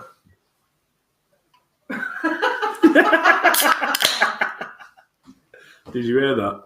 No, repeat it for me. I'm busy looking for corner stats. She said she's gone to pick up Molly. And I said, can you just grab us a beer before you go? She went, I'm only going 2 minutes. You got a full one there. I was like, oh, it's like being in a real pub. She's driving. She's not drinking. And she's gone, are you sure you need another one? Emma's the Des. Oh, here we go. What's this?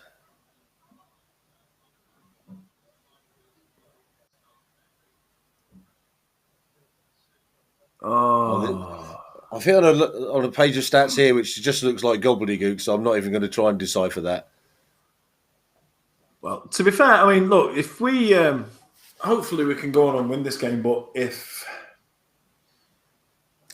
what are the implications? Well, to be honest, the World Cup's been expanded to 55 teams, so do you know what? It's harder to not qualify than it is to qualify these days. I'm not even joking. For England to not qualify, we'd have to do some very extraordinary things. Don't forget, we're in a group that's got San Marino, Hungary, and who else is there? There's another garbage team in there. I'm just writing that. And there are 55 teams qualify now. I'm writing that down so when I can put it on the poster when we don't make it. What was that? I'm going to put underneath. Mike says it's hard to not qualify now as England bowl out of the World Cup. Molly's fine now. Thank you, Si. Yeah, she's. Germany have equalised against Tin Pot team. I can't remember who it was. It's Macedonia, was it? Was it? Or have I made that one up? No, it was. Rob, you're going to have to come in and help us out here, dude. No, here we go. I'll just scroll up. North Macedonia. I was right. Is England the other garbage team? Quite possibly. Whoa, I don't know. Yeah, to be fair, struggling. No. I mean, honestly, I think it's 55 teams. I think it's 55 teams go out of the groups.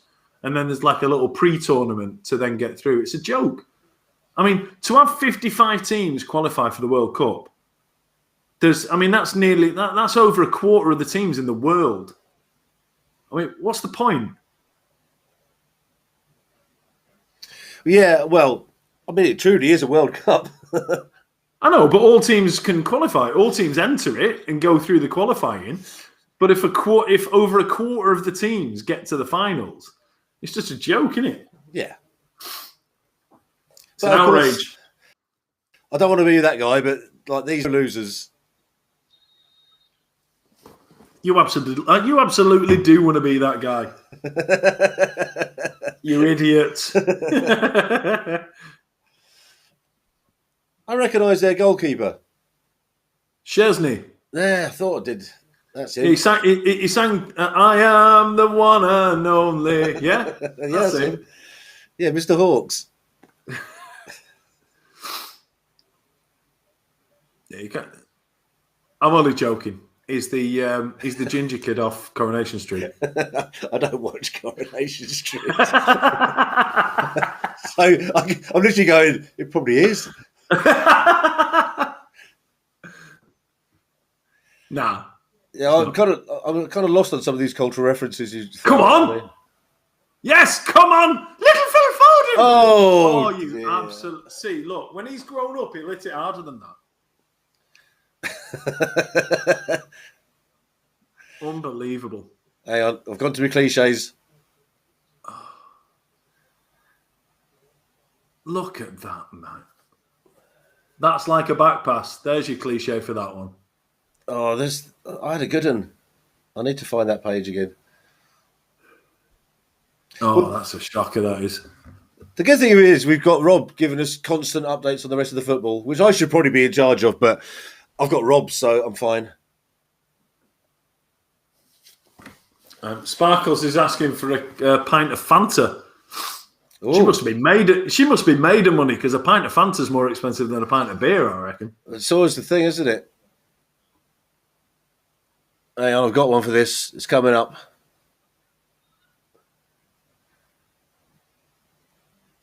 He was in acres of space.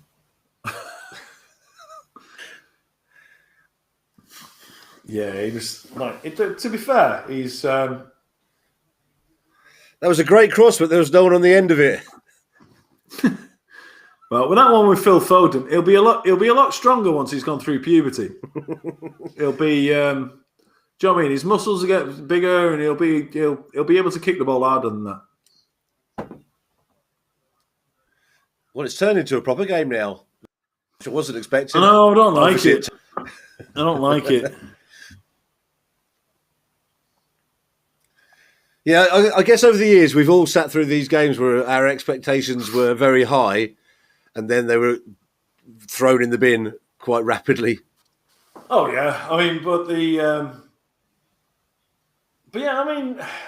my expectations weren't massively high for this game because this is the hardest game we're going to play. I mean, obviously Poland away is going to be harder, but both the Poland games are to be honest, it's like a group where we're only playing 2 games because the rest of the game should be a shoo-in by a lot of goals.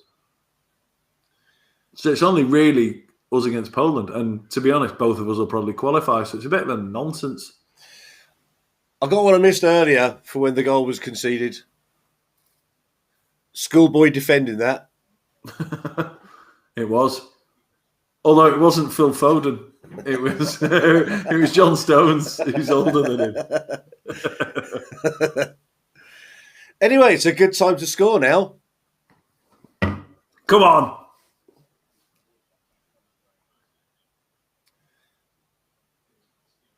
I mean, they are defending in numbers, aren't they? They're parking the bus. They certainly didn't come to play expensive football. Oh, he tripped over his own foot. Come on.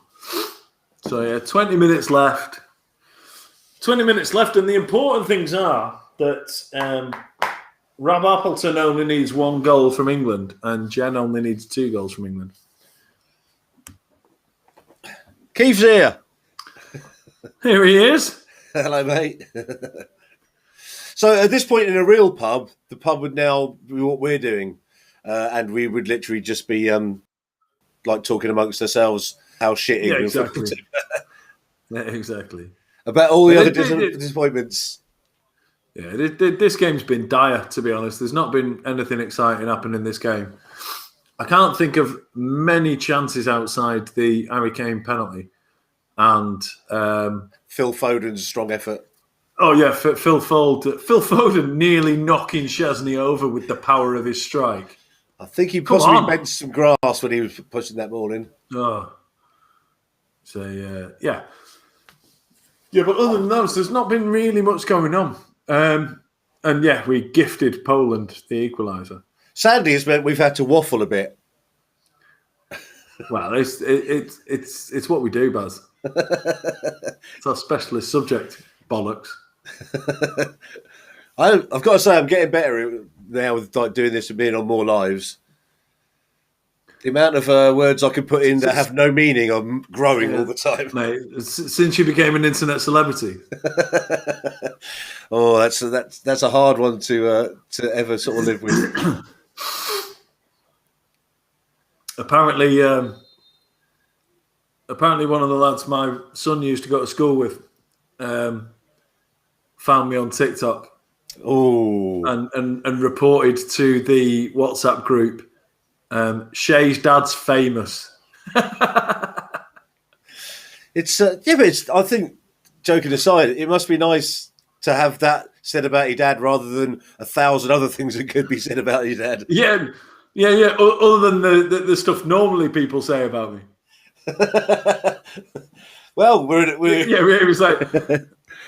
To be fair, I didn't see the rest of the messages. It could have been, but he's a prick now, isn't he? Sorry, Jen, you're the only one here in the comments who's actually taking it seriously and like trying to cheer on the team. Yeah, I'm going to read this out. Come on, we got this. Here we go. Phil Foden with his spaghetti legs. Here we go.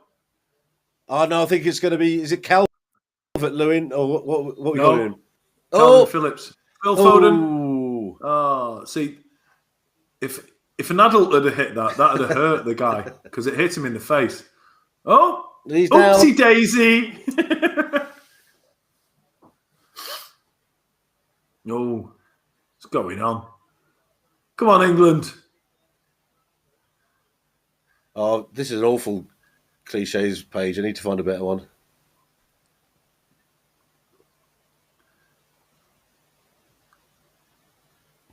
Hawaii, Albania is what Keith's just said. Does that mean Albania? What does that mean? Oh, they're in our group, aren't they?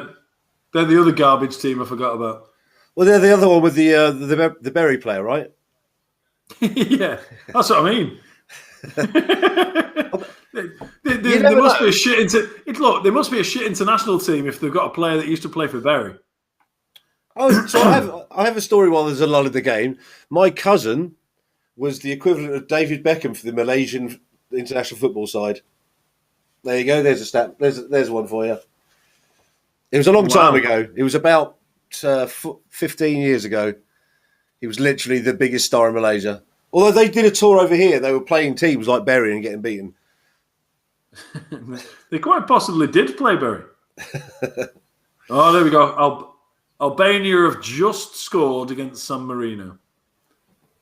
Oh, it wasn't the ex-Berry player. Sad. Let me just check if he's playing though.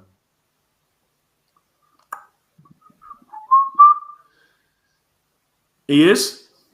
Frederick Veseli is the ex-Berry player playing for Albania tonight. Well, so he can still score.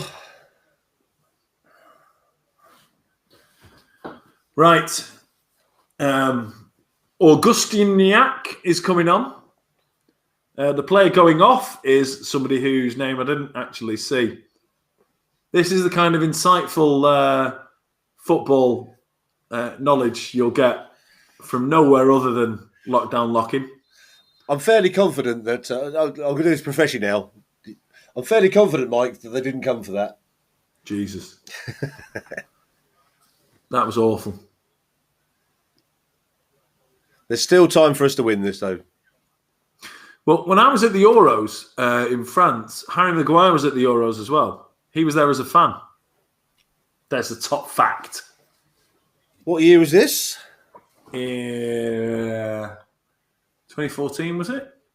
No. Can't remember. 2021, 2020, 2016. There you go.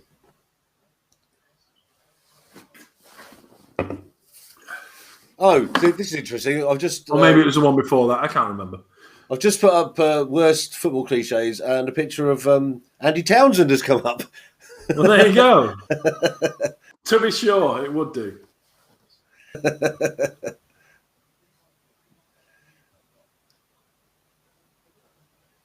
Oh, there it is.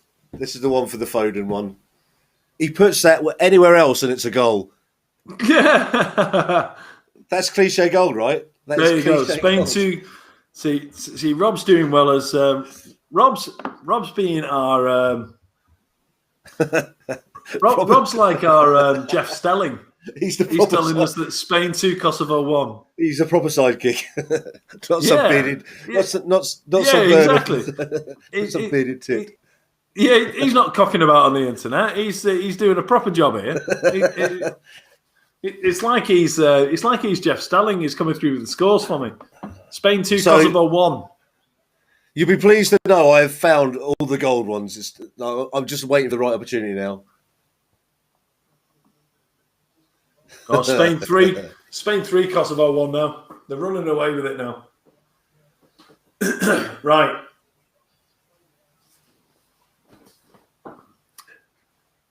England corner.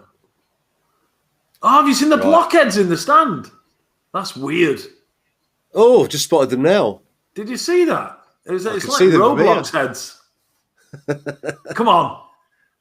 Oh, hello. You are not calling that a foul, as if that's a foul on the goalkeeper.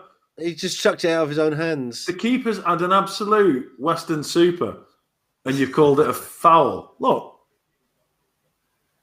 How is that? That's not a foul at all. That's not a foul on the keeper. The keeper's had an absolute shocker. In fact, it's his own player that's actually barged into him. That's not a foul. There's bollocks in it. I'd like to see professional referees in this. Oh, look at him rubbing the back of his head, look. It's like,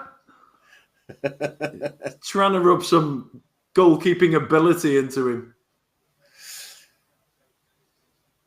Well, we've still got 11 minutes.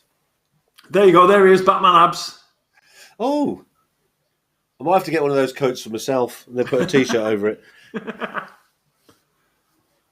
And you got a 16-pack. Yeah.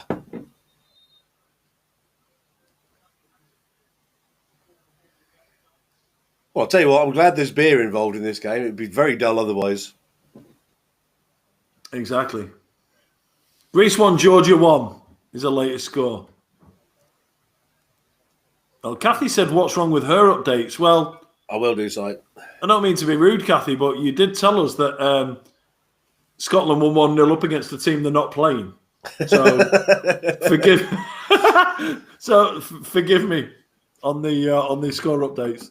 If we need poor information, I'm here for that. So exactly. I can make stuff up myself. Well, Greece 1, Georgia 0. See, now Rob's feeding us duff information here now. I'm quite happy because I'm just searching out the funnies. I'm trying to concentrate on the game. Look, there's 10 minutes left now, as you can see, because this is how everybody says it. Is that how long's gone in the game?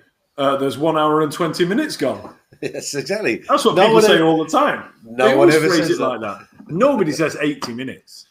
That would be an idiot. So, Sai saying, if you're in Tutbury, give him a shout. I will do, yeah. He's a mile away and you'll get a drink. And it's his treat, apparently. Oh, well, actually, let's all go. Yeah, bad move, Si. Jen's still holding out that we can get 2 more for her to win. For her to win her 4 pints. We've got 8 minutes to go. So yeah, don't forget after the match, it'll get more interesting because we've got a guest on and we're going to interview him. Our guest is Pubman Dan. He is he's in a pub in Malham. I said I wasn't going to. Announce that. I was going to anyway. I don't think anybody heard Robert. He's in a pub. He's in a pub somewhere. So yeah, we are watching the pub, watching the football in our virtual pub. And then afterwards, it's like real life because the landlord's going to come over and have a word with us after the match. Or for being rowdy. Yeah. And I like the way that we've really poorly represented England fans in the fact that just you're to get actually...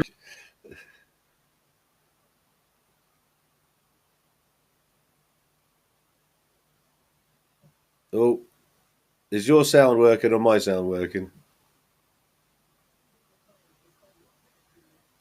I've lost you.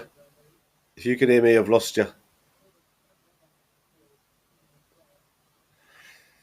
Right. Can everybody hear Mike and can everybody hear me? Right, you can hear me, but can you hear Mike? Mike sounds good. Okay, so it's just between me and you. No, so Mike has gone.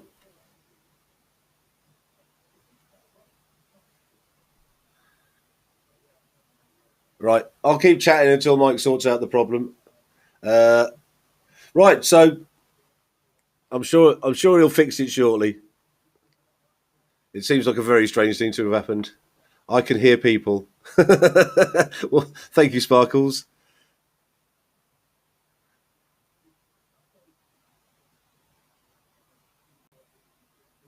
Right, well, we'll continue to watch the football in the meantime. We may have to, at the end of the game, go off and then reset it again because we did that last time.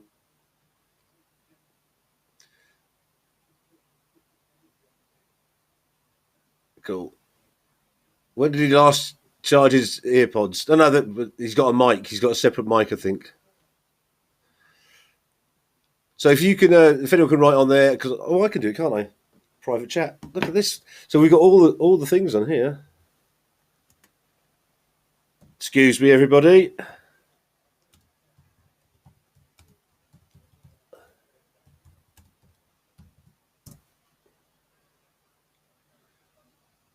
Mike has a mic. Yes, he does.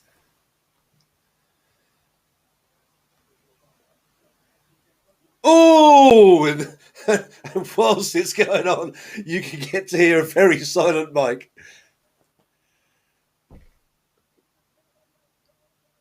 Ah, so who's on the 2-1?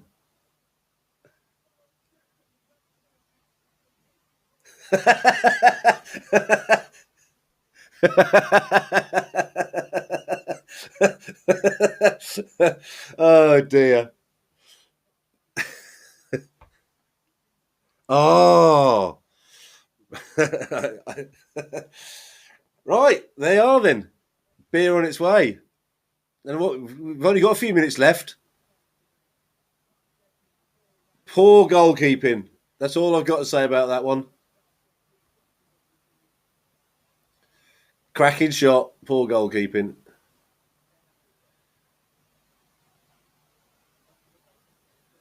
There you go.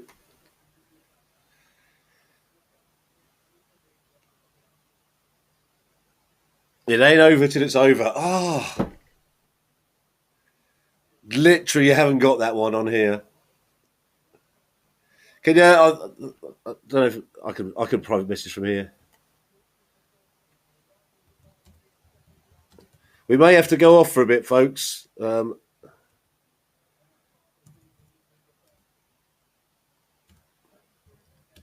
It's fine though. We've got this covered.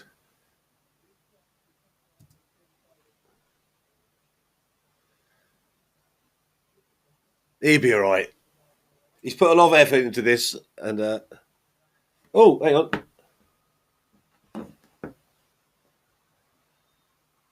I'm going to phone him.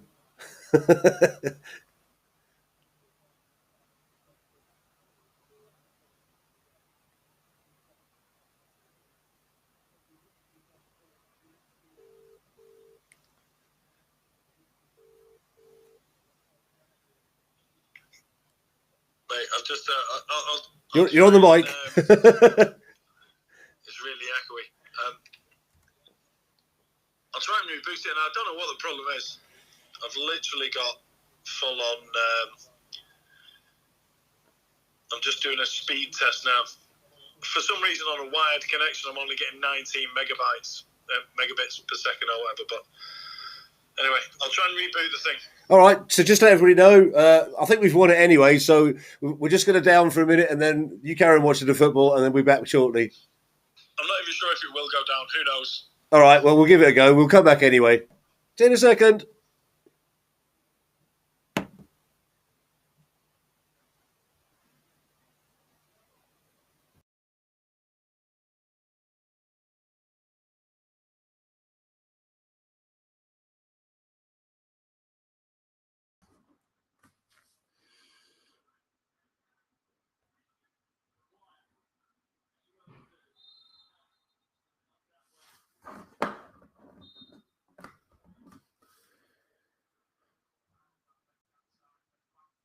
So let me know. Can anybody see me now? Oh, what's the internet saying here now?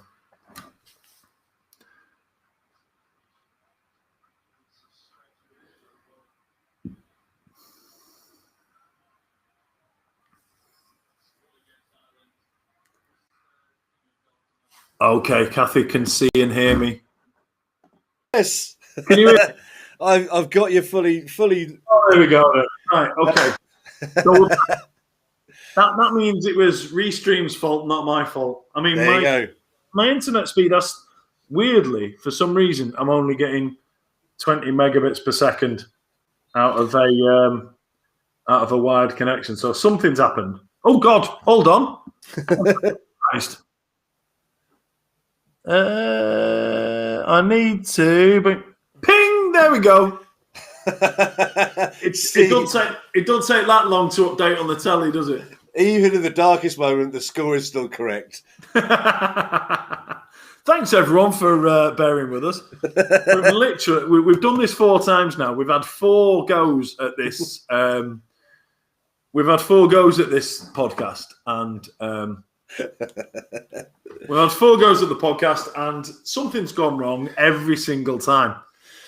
I think so. What I was thinking is that at some point we will we'll do these as an audio. So we'll continue doing them as a live podcast, but I think we might do them as an audio podcast as well that people can listen to afterwards. Yeah. Because as long as you save your audio and I save the audio at each end, we can bring them both together and we can do it that way. So we've got Pubman Dan waiting in the wings for after the game. He's ready. It's not over yet. It literally isn't. Oh, I'll tell you what, Rob Appleton is staring 4 free pints in the face here. Wow. Oh, look, me Apple Watch has gone to 10% and it's gone to sleep. Everything's happening. I couldn't have any more devices plugged in around me. This looks like the cockpit of a very high tech jet around here now. Well, look, if we look here, everyone knows we're in the 1 hour and 30th minute, which is how everybody phrases it. But we've got, it's just been announced there's going to be 4 minutes of added time on top of this. So the magic number we're looking for is 1 hour 34.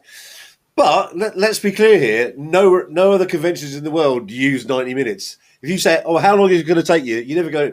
I never get. It's going to take me 90 minutes to get to you, Mike. I'll always go an hour and a half. Exactly. So they're wrong. You're right. Exactly. There is still time for you, Jen. And in all the confusion, apparently Jesse Lingard came on as a substitute. I missed that. Oh, and Calvert-Lewin. There you go. Oh, the one who wasn't on. Yeah, exactly. Not Calvin Phillips, Calvert-Lewin. Or not Calvin Lewis. Calvert-Lewin's basically been sent on to keep the ball in that quadrant by the corner flag. And to use important time up. Exactly. And he's cut little air holes into the back of his socks, look. Oh. Which is also important. Is he wearing shin pads? Look at the size of his shin pads. His shin pads are smaller than... his shins. Isn't that? His shin pads are smaller than his Jack shins.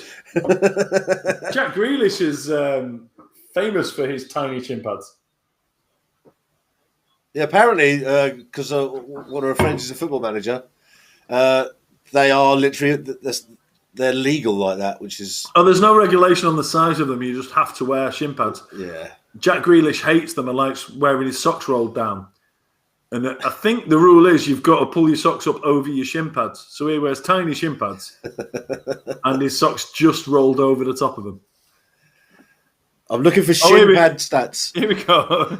Apparently, Kane went off for Dominic Calvert-Lewin. There you go. Rob Appleton again. He's got us out the keeps the ship afloat, not shit afloat. Right, here we go. What?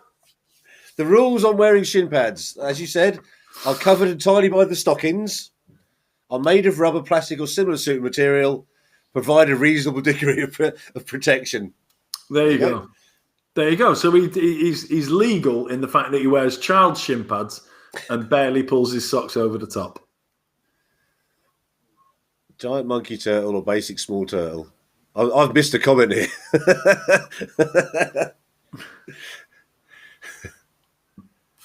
Calvin Harris apparently is on. Sterling went off for Jesse Lingard. Thank you very much, Rob Appleton. We were trying to sort out the technical difficulties here. You carried on watching the game. Do you know what? In the technical difficulties that I promised wouldn't happen because I had a wired connection, Rob's noticed all the substitutions that I was not paying attention to. I've got to be honest. Had it not gone off, I wouldn't have noticed the substitutions anyway. Anyway, the important thing is that we're 2-1 up with 18 seconds to go. Well, I have to say, this is a new way of watching football for me. Hold on. Whoa, that's a big one. It's a lot more. This is a much better way to watch football than in a pub. I'm just saying. It is. Look at that. With 13 of my mates. Well, here we go. We get another replay of this one now. Flick on and oosh into the car park. I mean, if it had been low, it would have taken off Stones' head, but that's fine. All good. Look, we're over time here now, ref. We've done 1 hour, 34 minutes. Yeah. I mean, there's not going to be time for a goal, is there? Well, look, I mean, everyone knows that in the referee's handbook, you can't blow the whistle yet. You've got to wait until the ball is at least 10 feet in the air. Andy blows it now. There you go. No, he hasn't. There's a head injury, everybody. Stop. Making a mockery of it. What are you doing? Whoa. We're 4 minutes 50 into 4 minutes time here. He's put the whistle in his mouth. We go. There you go. Well done. Right, we're all there. Lovely stuff. Right then, so we'll have a very brief chat about football and stuff. I need to go replenish my beer. Okay. And I'll be back shortly. I'll tell you what will happen. You replenish your beer, I'll have a chat with people. Perfect. And I'll nip off, you have a chat with people, and then we'll get our special guest on, Pubman Dan. Right, so I'm not taking my headphones, so he can say anything he likes about me right now. I will do. Baz is a bell end. Yeah, he didn't hear that. Right, so, yeah, I mean, we did well. Let's have a summary of the game. I think we did well. It's typical England, isn't it? Do you know what I mean? In the qualifiers, we tend to win without setting the world alight. We did all right. We break and a beer right back for Jen. Same for Baz, I think.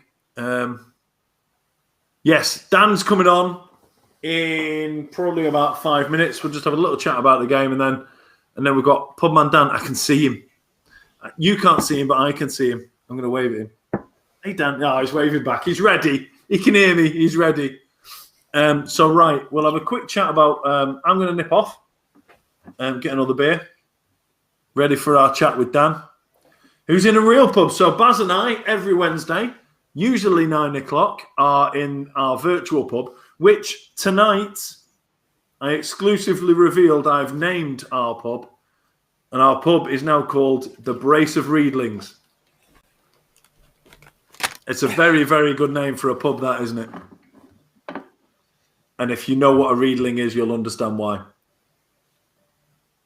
Are you all right, Baz? Yeah, I don't understand the concept of left and right, apparently. So Look, I mean, it's Baz's birthday tomorrow. For people who don't know, it's Baz's birthday. He's 54 tomorrow. He's turned into a he's like, what do I do with these? Where do I put these again? I'm just snacks. Right, you entertain the entire nation, and I'll be back shortly. Perfect. I don't know where Mike left it, but he's probably explained what's going to happen now. I've got my send a refresher, which is another giant Corona, and hopefully it'll do the same as it did last time. Well, as a bit of a damp squid. This was squid. Thank you very much for the birthday tomorrow. It's my second one in lockdown, because obviously last year we were in lockdown at this time.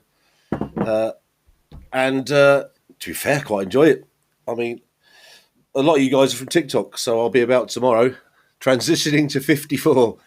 Yeah, that's the one. But I find myself in a group of lovely people here.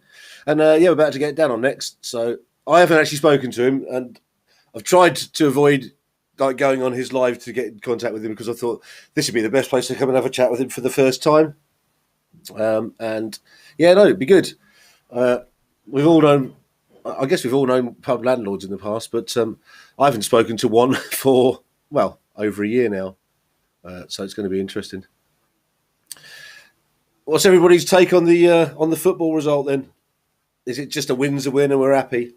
Personally, I thought it was a really crap game, and I'm going to be honest. If we were sat in a pub, I'd be swearing. Oh, Christopher Theobald, you're new here. Welcome to our podcast, for want of a better name. I'm sorry, Brooke Drummond, but you're a bit late. We had a competition for guess the correct score, and Big Rob's won it. Hello, mate. You all right? We're about to get a guest on now, so could have done with one more. Yeah, sadly, I could have done with one less and 9 more, all on one side. Here he is. Oh, Okay, I'm back. what have you done? But I can't hear you, so I'm going to have to reconnect my headphones and explain why I'm wearing what I'm wearing. See, this is the problem when you wear... It's a problem when you wear AirPods, is that if you take them out, they disconnect. If you leave them in and go out of range, they disconnect. Can you hear me? I can hear you. Yes. Right, we're back. Yes. For no reason whatsoever, I've got to put a jacket on. So, let's bring on our guest for this evening. So, here we have Pubman Dan. Oh, hang on. Oh, let me take the coffee stuff. We're no longer interested in the football club. There we go. I don't know how good my lighting is here. I think it's all right. It's maybe better It's tremendous. if I'm forward a little bit. I've got this is the best place for me to be so that you can see the bar, but then I'm in the shadow of this Moretti pump, which is annoying, but you know. I want to be in a room that's got a Moretti pump.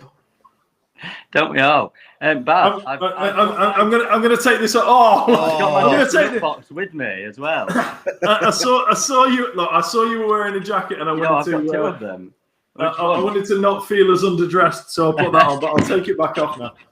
So, for those that don't know, this is our guest for this evening. So we've watched the football in our virtual pub, and now the landlord's come over to have a word with us. So. This guy is a pretty standard night watching the football in the pub for me. I'm going to say the bare minimum about you. I'm going to let you talk to people about who you are, what you do. I'll just tell people what I've deliberately not looked too much into your story because I want to. And we said this today, or we did a little equipment check this afternoon, and I said I don't want to know too much now. I want to find out at the same time as everybody else. So. What I know is this guy is called Dan. He's a pub man. He is general manager of a pub in Malham. He took over the pub in November, having worked there for a number of years as a part-time member of staff. Very shortly afterwards, lockdown hit, and he's used his skills as a kitchen fitter. Yeah. Look at this, eh? He's used his skills as a kitchen fitter to completely renovate the pub whilst it's been in lockdown. So, without further ado, Dan, welcome to the podcast. Welcome. Thank you. How are you, man? I'm good. I'm good. I'm really excited to be here. Last week you had Joshua Cubed on, and 2 days later he hit 1 million followers. Yeah. Is that going to happen to me as I well? can't promise anything, Dan. I can't promise anything. But also, since last week, this guy over here has had a video get 7.8 million views on TikTok. So yeah, I've been the omens are good. There, it might be coincidence, but it might you know be. What? I've had one go like sort of viral for me as well, at least with what 6,500 followers. I've got one. I've got a tablet here that is so slow that when I loaded it up a couple of minutes ago, it was actually 2 days behind. Okay. I've got one that's just hit 350,000, which is mental for me. Mate, that's quality. Yeah, that's good quality. numbers. Like that, I've never had. I'm really glad it's happened because I had a feeling you might ask at some point about what's my most successful video, and until this, my most successful video was a 7-second time lapse of me mopping this floor behind the bar. So all this hard work I've done that you can see behind me over the last 3 months was overshadowed by me mopping. When we had Kelly on, the podcast, she's the lady who did the show me the life hack. We pretty much made Kelly say that thing. Yeah. Just rest assured, we're not going to make you mop the bar tonight. Thank Okay, you. we're not going to do that. I just want you to talk us through, more detail on what I said. So you've taken over a bar just as lockdown hit. You're renovating it. Talk us through it. What's happening with you, and when are you looking to open? Yeah, so I've worked here sort of on and off, part-time, full-time, for 3-4 different landlords, landladies, for 15 years. And I've always wanted to run the place. Of course I have, because this is my passion, running this pub in particular. Out of pubs is my passion, but this pub is my pub. And at the end of last year, I got offered the opportunity to take over as manager, and we kind of knew that there might be another lockdown coming and what was going to happen. But I was like, well, I'm not going to get offered it again, or I might never get offered it again. So I'll take it. And it's worked well for me and for Karen, the landlady, because even though we've been shut for 3 months, there was a lot of work that needed doing on the pub. The old bar was horrible. It was so old fashioned. And so in terms of what she's gained, I suppose if I'd have come and fit this bar as a self-employed joiner, it would have cost her a lot of money. But also, because I'd only been part-time before, if she'd have furloughed me, I'd have been earning nothing. So she's been able to carry on just paying me what my wage would be, and I've done all this. So she's got it done cheaper and got a bar that I hope everyone thinks is nice. And You'll find out soon. And I've managed to carry on earning away. So it's worked well for us as all. And then, sounds perfect. So on the 12th of April, we'll be opening again outside, which means still no one will get to see this. And then on the 17th of May, obviously, we'll be opening up properly, hopefully, fingers crossed. And then people will be allowed to come in and see it. And I just thought, I started doing it, and the reason my TikTok channel sort of starts midway through the process is that I never thought of doing this. I've got some photos of it as we went along through the ripping it out stage. And I had a TikTok account, but I'd never used it. I'd never uploaded anything. And I just thought, well, maybe people will be interested in this. I don't know. Let's video me doing some of the stuff that I'm doing because I'm doing it anyway, and we'll put it out there and see what sort of response we get. And it's been great. Like, I'm not as big as some of the guests you've had, and I'm not as big as you two guys. It doesn't matter. You're way more interested, trust me. But like, that wasn't why I did it. I wasn't like, oh, I'm going to go on TikTok. I'm going to find something. I'm going to go on TikTok. I'm going to find a thing that's going to be really good for me and see how good that goes. It was just like, I'm doing this anyway. Let's put it on TikTok and see if people like it. And we've created this whole little community as well. And some of the guys will be in the comments because I've been wittering on about this for the last 2 weeks since I've known I was going to be on, saying we're going to be on this podcast with these guys. It's really cool. And they'll be there. Sparkles is there. I know she is. Chris is there. I'm pretty sure. There's probably some others. I don't know. Brooke Drummond says she's coming to your pub on the 12th of April. There we go. And yeah, we've built this like pub talk community. It's really cool. We've called it Pub Talk, by the way. That's brilliant. What we've christened it. And it's been really fun. I just need to jump in there because the comments dropped off the bottom now. Oh, hi, by the way. A comment came in said the fangirls might be turning up. Who are these?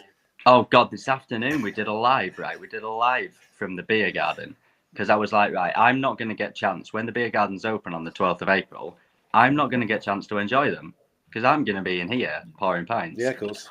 But it was a beautiful day today here in Malham.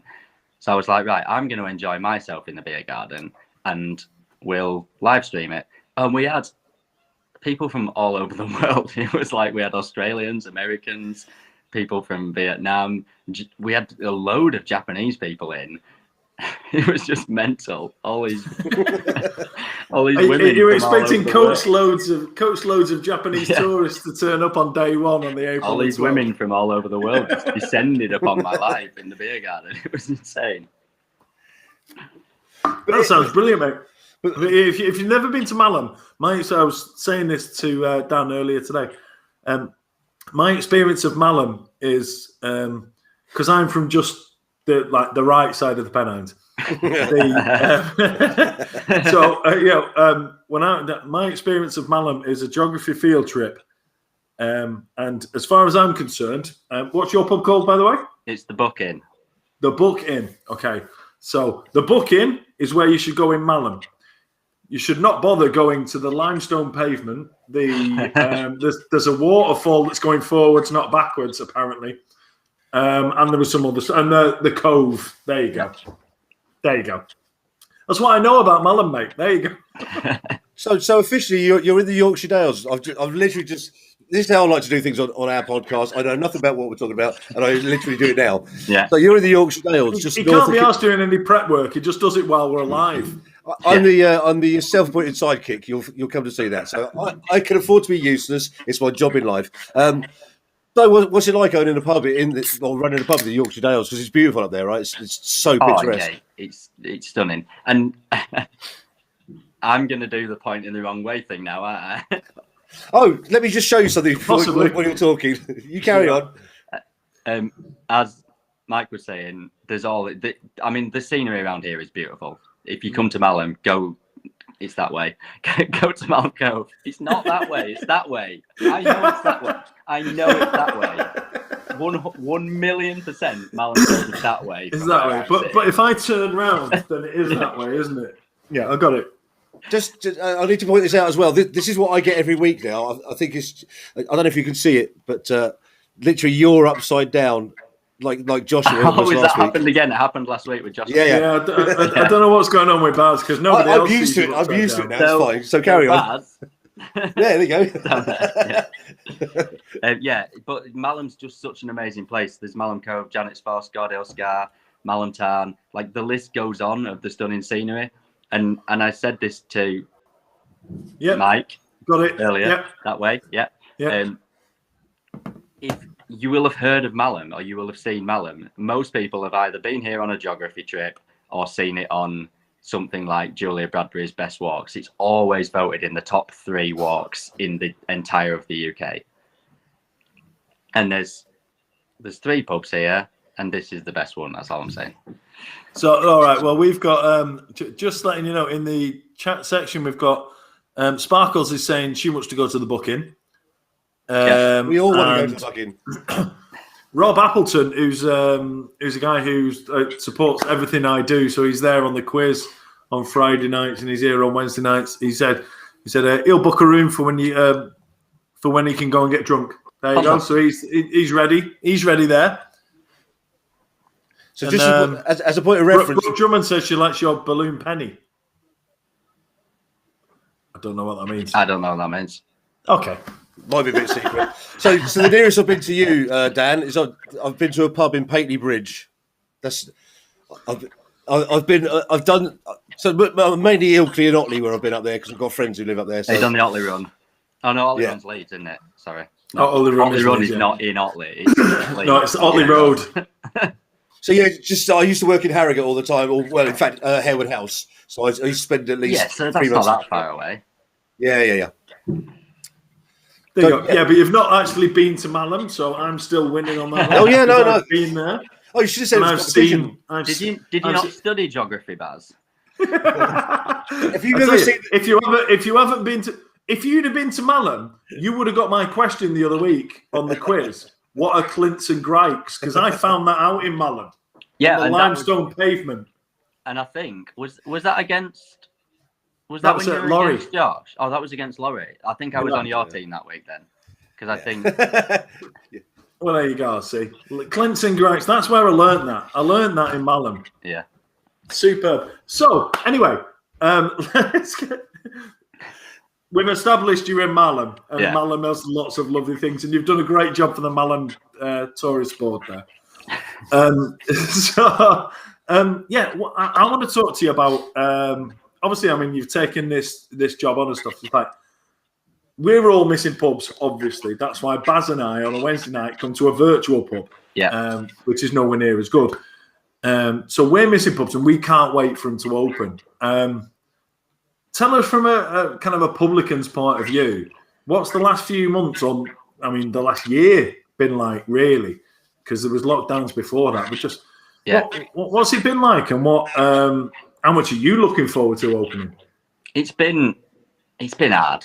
Like there's no two ways about it. It's been horrible, and it's been all these rules and regulations that keep changing. And one week you've got to do this, and then the next week someone has to have a Scotch egg so that they can have a pint and bacon sandwich. It's been a nightmare. But not in April. That's it. The Scotch egg's gone, hasn't it? It's been an absolute nightmare. And then Eat Out to Help Out, and the place was packed. When in the middle of a global pandemic, the place was packed because we thought everything was going to be okay. Yeah, and that was to help you. It's been horrible. It's just been a shit year. Like that's it. That's as simple as I can put 100%. it. It's been a shit year, and it's for me personally, it's not been as bad as it could have been because I was working full time doing other stuff throughout the majority of it, and then through this last lockdown, I've had this to do.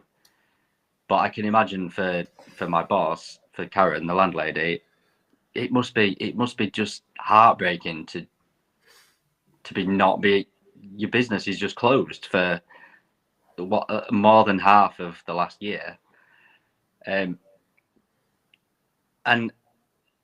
like everyone wants to go back to the pub, but I said this to you when we had a brief. I sent you a message about sort of what everything was about me and about whatever, and like I can't wait to go back to the pub. I cannot wait for the pubs to be open and to go somewhere for a pint. Like I love going to the pub is like everything to me, like it is to most blokes. But I'm more excited to be back at work and have people that side of the bar. Like you're propped up on our little COVID screen that protects me from the infectious customers. That's been bizarre as well.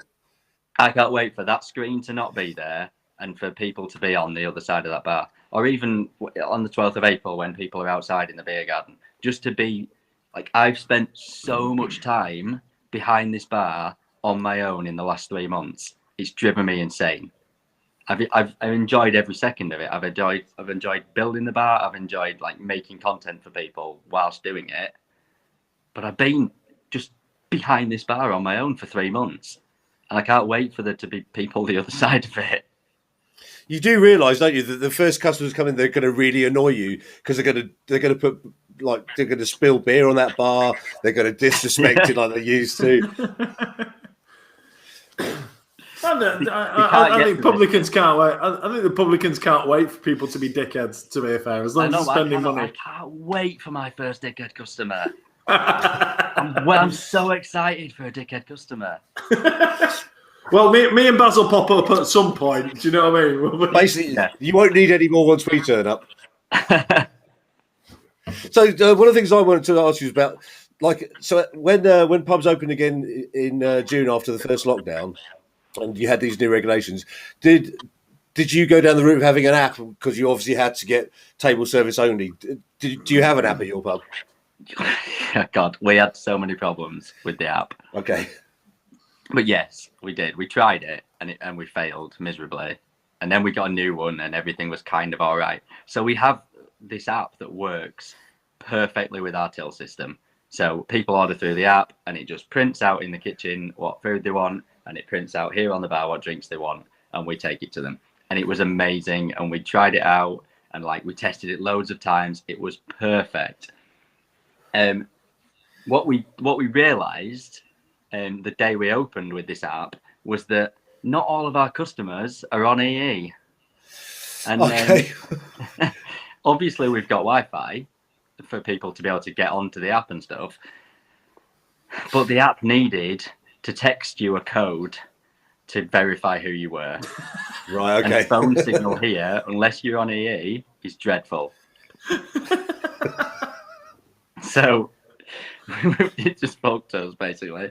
If there was another verification way, if it could do it by email, it'd have been fine because people could access their emails through our Wi-Fi. But yeah, no phone signal meant no app. So we ended up using this website that was you scanned a QR code, it took you straight to the website, you ordered through it, but then that meant it got sent to a computer in the office, and then whoever was in the office had to just sit there the whole time and process the orders manually into our till system.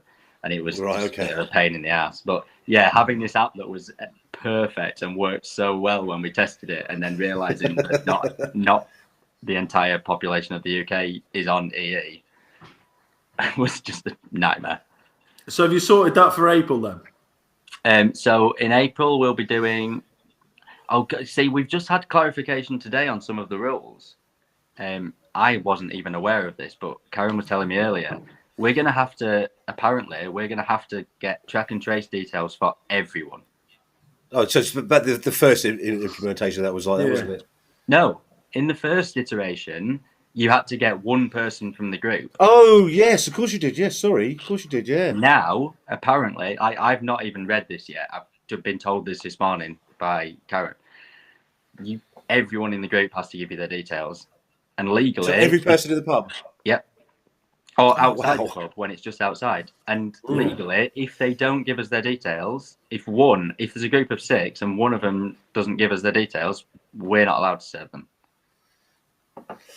How are you getting that message out to your customers before they turn up? Because obviously, as you just said, a lot of people aren't. This is the thing. We get the clarification as publicans. We know that's the rules, but the public don't know that. I think they will. They will by the 12th, because that'll be some newspaper will do. Some newspaper will do a. Can't believe they're asking us to do this, and inadvertently inform everyone that that's exactly what they need to do. I hope they do, because they will. Will know, because we're only a week and a half away from that happening. Yeah, and nobody knows that yet.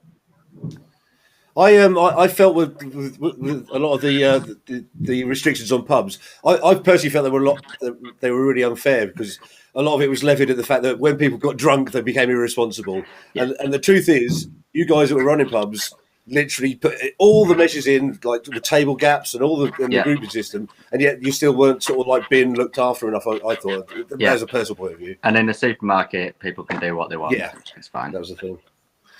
There's a lot of people in the comment section supporting you, saying it's going to be a nightmare, it's going to be difficult, and that. Just look, all right. It's going to be a nightmare on April the 12th, but think about people who live in the Republic of Ireland. Oh, sorry. Right? Who are still buying the beer from Aldi because it's going to be months until we get to go to the pub. So what's the right? situation over there with the pubs? Are you wages off? The wet pubs have been shut for over a year now. Wow. Over a year. And pubs that serve food were open briefly in between lockdowns. But no, it's going to be a long, long time because the UK have done really well with the vaccination program, and that's allowed them to go forward with the pace that they're going forward with.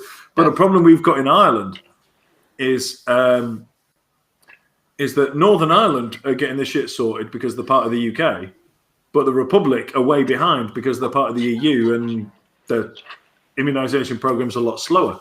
Yeah. So that's why we've had in the last week the UK government offer to send a load of vaccinations to Ireland to bump them up, because the last thing they need is Northern Ireland to have another wave, because people in the Republic are visiting Northern Ireland, because as soon as Northern Ireland open, retail and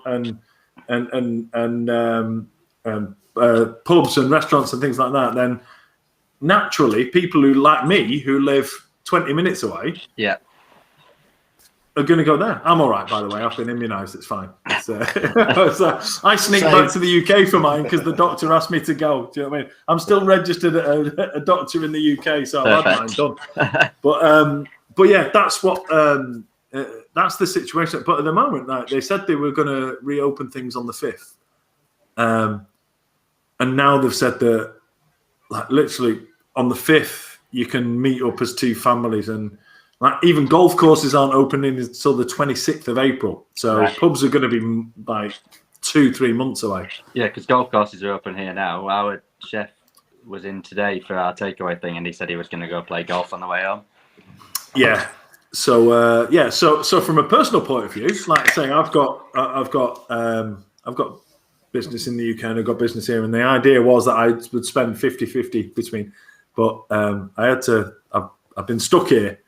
But yeah, my daughter finishes high school for the year at the end of May, so I'm going to be back in England for June and July, playing golf, going to the pub, going to the restaurants, doing everything that I can't do now. So Dan, does the Buck do food? I mean, most pubs do, right? Yeah.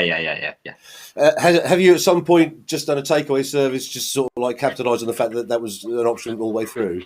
No, we've not done it all the way through. We've just started doing it since... Right. What day is it? Wednesday. Since Monday. Yeah. When people were allowed to meet in groups of 6 and are allowed to travel a bit more. Because we could have done it before, and there's been times when the village has been busy, but it's not worth us looking like we're trying to encourage people to travel to... Yeah. So since people have been allowed to do that, we've done it the last 3 days, and it's been all right. Like, we're not breaking the bank or anything, but it's a bit of income, and it's something for people to do.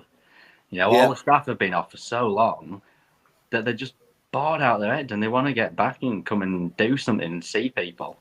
Yeah. Other than their partner and their kids or whatever they've got at home.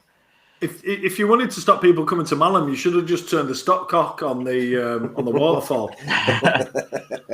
Then people will stop coming. Then there's no waterfall anymore. That's it. This is a reference that's straight over my head, by the way. So. It was so busy yesterday. Today's not been as bad, but yesterday I did a live stream going up to Malham Cove. It's not that way. It is that way. Like, I'm pointing to the cove, but looking at myself, I know it's not that way. That way is out of Malham on this. Anyway. No one's looking to you for directions. You're all right. Oh, by the way, you're pointing the right directions for me, so it's fine. I'm pointing down. Malham Cove's just down there. Look. No one's going to go wandering off looking for Malham Cove and say, "The other night, Dan said it was this way." I know, but just like on a personal level, it's really frustrating that I'm pointing the wrong way. I went up yesterday, did a live stream all the way up the 400 or so steps to the top of Malham Cove, and there was loads of people up there, but everyone was behaving themselves. Everyone was like real, like the groups were all far apart from each other. When we had the sort of easing of restrictions back in June, July last year, the village was packed and no one was doing any distancing from each other at all. It was just like a normal summer. There was people everywhere. It was a nightmare. This time I kind of feel like people are actually being a little bit more careful because I think everyone's so keen to get out. I'm not saying this is happening everywhere. I've seen the scenes today on the news elsewhere, but here at least, people seem to be being reasonably sensible, which I like to say. I think people can see light at the end of the tunnel in the UK, and that's the problem we've got here in Ireland. Is it's we know that what we thought was going to happen. I mean, at the moment, the rules in Ireland are that you're only allowed within you're not allowed beyond 5 kilometres from your house. Right. Unless you go into food shopping or all that kind of stuff. Which, I mean, 5 kilometres is like 3.5 miles. I mean, luckily, I've got a load of beautiful places within 3.5 miles. We live in a stunning part of the countryside. But if you live in the centre of Dublin, you're fucked. It's you can't do anything. I just had this real strange vision though of the Irish government handing out these great balls of string, which were 5 kilometres long, and that's as far as you could get to. That's exactly how they do it. One end tied to your front door. Front door. One end tied to your ankle. Come on, it's not as backwards as you think. What they do is they give that 5 kilometre ball of string to the police. and each one said, where did you say you lived? Right, wait a minute. They tie one end to you, and then they've got to go to where your house is. Well, there's this much left, look. Yeah, exactly. But I mean, that's what you get. And it's, I went through a couple of roadblocks. My advice is, if anyone's watching who happens to be in the Republic of Ireland, my advice is, carry some wood or a ladder or something in your car, because every time I'm out and about, it's because I'm going to home base or I'm going to paint my sister-in-law's house. So I've always got like a ladder or wood or something in the car, and they just take one look in and go, yeah, no, because they just assume you're a decorator or a builder or something like that. They don't even stop you. So that's the secret. There you go. I just need to say before we go on with the conversation, we will get to your questions in the comments at some point, but we're just gonna drill Dan about all of the stuff that we want to talk about first, and we'll get to yours in a second. Well, one of the things that a lot of people are asking, Dan, is do you do accommodation? Yes. Yeah, we've got 10 rooms. Oh, brilliant. Well, that's very exciting. This is the TikTok meetup then. That's easy enough. Yeah, exactly. We were talking about this the other night. This is part of the tour. So, as Pubman Dan, I am not the only pubman on TikTok. Although, I mean, that's to be expected. You'd expect there to be more than one pubman on TikTok. But it actually seems to be a niche that hasn't been exploited at all. So there is another guy called The Pubman, but it's the_pub_man. Yeah, I think I've seen him. And his content's nothing like mine. His is more like comedy skits, like don't be a dick and order your Guinness last.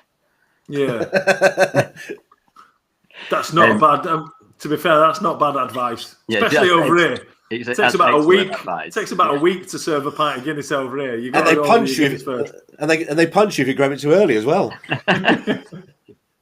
and so, like I said earlier, we've created this like pub talk community, but we've spoke about, because there's Sparkles and whoever, and then there's a barmaid and another person who's just called Barmaid, not Barmaid Sparkles, another barmaid. And we've spoke about doing stuff like having, like in the old days of YouTube, when they used to have like YouTube meetups, like getting the pub talk community together when we're allowed to, and just to properly meet each other, because we all just know each other from online, but to like get together and film some content together and stuff for all of our channels, to like collaborate properly rather than just being 100 or 200 miles away from each other and maybe duetting someone's video or stitching it, when we're actually allowed to get the pub talk community together and just make some content for all of our channels. I just think it'd be a really fun thing to do. Absolutely. I mean, I've said to you before that one of the things I want to do when restrictions start to lift and stuff like that is I want to start to do a bit of stuff on YouTube in terms of going around and going around the UK and then to Ireland once things start to open up here. But I'm going to be in England June, July, and I want to travel around. I want to go and see people and help it because I know I run a business over here that's been closed since September, so I know what it's like. So I want to go out and meet people in different places in the UK, and almost kind of encourage people to get out and spend money with local businesses and go and visit places and that kind of stuff. And you know, look, a YouTube video from me ain't going to do that, but any little thing that can encourage people to get out and go and visit local cafes, local pubs, restaurants, B&Bs, all that kind of stuff. Is that I really want to do that, but I also think I'll enjoy it and it'll make decent content along the way. Yeah. So that's something that I'm definitely going to do, and 100%, mate. Malham's on the list. It has to be. I've heard you talking about. So it. I'll definitely do that. And in my head, it's a bit like An Idiot Abroad. I was gonna give away the title of it, but no. I mean, An Idiot Abroad is the sort of thing I'm looking at. But I'm not Carl Pilkington. I'm nowhere near as funny as he is. That's me. But yeah, the working title is Not Abroad, but Still an Idiot. Yeah, I love it. And that's the idea, is that I'm that sort of vibe, So Richard Ayoade does a thing where he goes away for a city break, and so you see a bit of the place that they visit. So it's not just him doing funny stuff. It's you do a bit of it, and you see stuff, and it informs people. So I've got a bunch of American followers that are always saying like, "Oh, tell us where to go when we go to the UK," and I'm like, "Well, this would do that because this would mean that you drag people out of London. It's like, come to England, but go to London for a day or two, and then go and see all these amazing places." So I'm really keen to do that. So 100%, mate, I'm going to catch up with you and we'll do that, and I'll come and see you because that's what I want to do. I want to go to places that are kind of not the obvious places that tourists would go. Chat to people, chat to characters, and go to. I mean, there's a thing that, like, an example of the sort of thing that I would do is in Bury, where I'm from. There's a. That's just north of Manchester, in case. Is that small just town? North Just north of Manchester. Just not small town. Town just north. Oh, town just north of Manchester. Yeah. It's a big town. 200,000 population. A Mate. It's a big one. It's a big one. Manchester. Yeah, exactly. It's but what they have in Ramsbottom, which is part of Bury, is once a year they have the black pudding throwing competition. Yeah. So it's the world apparently. And there's a massive bit of scaffolding, and they've got giant Yorkshire pudding. It's all right. It's very black pudding. I'll give you that. Well, they've got this giant scaffolding tower with Yorkshire puddings at the top, and you've got to throw a black pudding to knock the Yorkshire puddings off. But that's the sort of thing, local customs like that are quirky, they're good fun. Yeah. I want to meet the local characters, go along to a local thing like that, eat the local delicacies and all that kind of stuff, and that's exactly what I want to do. So 100%, mate, 100%, I'm coming to you for that. Where is it where they do the cheese rolling thing? That'd be a fun one to go. It's in Gloucestershire somewhere, but that's the sort of thing. It's like things like that, and 100%. I'll come to Malham and I'll do an episode there because, I mean, look, if I'm in Bury for 7 weeks, Malham's not far away. It's also that's the sort of thing that I want to do, and I just want to because I want to get out and travel because I love traveling, but obviously international travel's a way off. So that's the sort of thing. So honestly, I'm definitely going to sort that. And the other thing we're going to sort before we move back onto you, sorry, it's my show, so don't worry.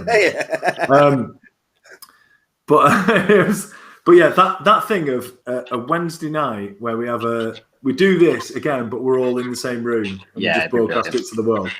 100%. We'll do one in Malham. We'll do one in the East Midlands or wherever it was that Si was talking about. So, am I all right 100%. Before you move back onto me? And I need to make sure I point the right way here. That way. I think I foreshadowed being on the lockdown lock-in before the lockdown lock-in existed, but I need to go and grab something out of my van, which I had in my mind I was going to bring in here so that I was set up and ready, and I forgot to bring it in. It's still in my van. Go and do it. We're I'll be back entertaining in, enough. like, a minute. I just need to go like out, not that way. It's that way. Through the kitchen. See, when you spend your life on TikTok, you forget that not everything's in mirror. Like, I'll be as quick as I can. You guys just No problem, mate. Go and get it. This sounds exciting. The good thing about him being upside down for me is he is pointing in the right direction. This has become a bizarre thing, really. So this is Kenny was up the right way, but Josh and both Dan have been upside down. Which I'm literally when it popped, I was like, oh, there we go. It's normal. They're not for me, and they're not on the broadcast. No, it's I'm bizarre, going to nip off as well, because we're in a pub. If we got to that point, I need to go to the toilet. Perfect. Hopefully, I don't have to queue for about 4 hours. Leave your headphones there. So it looks like it's just me at the moment. Thank you for being here. Obviously, Sparkles, Dan, and I think Brooke knows Dan as well.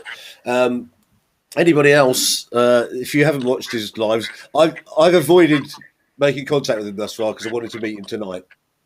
But I know he does a live every day, and I'm literally getting into lives now. So I'm either going on watching people's lives or doing them.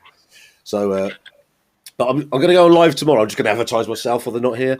I'm going to do a series of lives tomorrow just to celebrate my birthday, and I'm just popping around TikTok. So if you're about tomorrow and you see my name pop up and you follow me, just pop in, and we'll have a chat with like a dozen people tomorrow. Hopefully, I've got a few. Yeah, no. So I've watched a few of them without joining in, and I literally just did it because I didn't want to have any sort of any pre-contact with him, because I really wanted to just get to know him tonight and then introduce ourselves like this, because it's a lot more fun, to be honest. Everybody else I've met so far has been the first time I've spoken to him on here, and then I tend to go to their lives afterwards. Here he is. Right, this is going to be backwards for you because I had these specially made for TikTok. Or shall I wait till Mike comes back? Yeah, wait till Mike comes back, because if it's going to be something like a reveal, I was just saying I've avoided going on your lives thus far because I wanted to meet you here, and all the other guests that we've had on here, I haven't had any contact with them prior to meeting them on here, because it leaves me in a position where I can ask questions which aren't based necessarily on you, but more about the pub trade. And I used to work as a doorman for many years in local bars and clubs. Sorry, and there's noise coming from the cellar. Well, it could be like Josh's live with just rocks bouncing around the whole time. So. Yeah. I've got the cellar noises instead. Yeah, so I wanted to sort of save some of the questions I've got for you, just to ask you without because otherwise I might not have asked them because you've already answered them on your live. So I'll save them for you. Mike's back now. Are you hearing us? I'm back. I can hear you. Yeah. Perfect. The problem is that at this time of night, my daughter has a bath for about 3 hours every night, and the closest toilet is there. But she's in there having a bath, so I have to go to the other end of the house. Anyway, I'm back. It's all good. Just one thing that I was thinking is I said that we've got a landlord on. No pressure at all, but Sparkles, if you want to come and join us, let me know if you're okay with that, because I know you've had a difficult day. But if you're okay with that, let me know, and I'll send you the link to come and join us. So. And you might even be out the right way. You never know. Yeah, you might know be upside down as well. So will they be the right way up or not? Who knows? And do you know what? When we are the fourth person, I'm going to have to turn off the graphics so that you don't get swamped by my face and my social media details as well. But yeah, if Sparkles is okay with that and wants to join us, then she's welcome to. And no pressure at all. If she doesn't want to, then that's perfectly fine. I completely understand. Completely understand, because I know what you've been through today. So I'm just she's okay. She's in her PJs. That's absolutely fine. I'm in my PJs as well. I sleep like this. Well, do you know what? What I didn't want to do is I didn't want to do the whole thing. And then because I'd mentioned to Sparkles, who apparently is called Emma, because someone said, "Go on, Emma." So we found out her real name eventually. Stalking. But yeah, look, I know it's been a difficult day, and I just didn't want, because I'd mentioned it to Sparkles, I didn't want her to think that we'd left her out. by not inviting them around. So I've done that now. Right. So the whole pub thing is. So what date is it in the UK when? There's a time in May when 17th. we're allowed indoors, and it's That's 6 the people. 17th. That's the 17th of May. 12th of April for outside, 17th of May for inside. And then is the 21st of June when literally you can just rip off masks and then hug everybody, right? Yeah, which isn't going to happen, and we all know that. Okay, yeah. Let's forget the 21st of June. Hang on, I'm just going to bang my head on the table. It better I do, because as long as I know that when I come back to England on, it's probably going to be the 1st of June. As long as I look, if I can be indoors with 5 mates, look. Yeah, that's enough, isn't it? I don't have many more than that anyway. Do you know what I mean? So I have a question. Obviously, it's fair to say that pubs in England were, by and large, were starting to dwindle a little bit because people weren't supporting them anymore, particularly pubs that weren't doing food or hadn't sort of diversified. Yeah. I've got a feeling that now they've been taken away from us so long that, much like the thought is we should be supporting local businesses and we should be like be local. Do you feel that like maybe the pub trade will kick off again because people are not going to want to lose the thing which they've had taken away from them? Yeah, I think there'll be a lot of that. I think there'll be a lot of people being like, "Oh my god, I miss the pub so much." But I think also the whole staycation thing's going to help the pub trade as well, because people can't go abroad. So everyone's going to be holidaying in this country. We know that now because we're getting £5,000 if we go and holiday anywhere else. Yeah. So, yeah, I think this summer will probably be the best summer for a lot of pubs, but only for the pubs that have managed to survive. A lot of them haven't survived. Yeah, 100%, yeah. So, I mean, in a sense, that would probably make it even better for the ones that have. Because there'll be a lot of, like, we're okay here, all 3 pubs, 4, but there's another pub just down the road in Kirby Malham. We've all survived, so and Malham's going to be busy, whatever. We'll all be fine. But, like, in a town where maybe not half the pubs, but even, like, say, a quarter of the pubs have ended up having to close, then the other ones are going to be even busier than they would be normally. So I think this year, when we do get open again, it'll be a really good year for a lot of pubs. It's just a question of whether they've survived or not. Yeah. I think to be honest, I used to work at a pub. I worked at a pub for 3 or 4 years, and I was never manager of a pub, but I was 19 years old. The landlord and landlady went away, and I was relief manager, like looking after the place while they were away. And so I know a little bit of of what it's like to run the pub.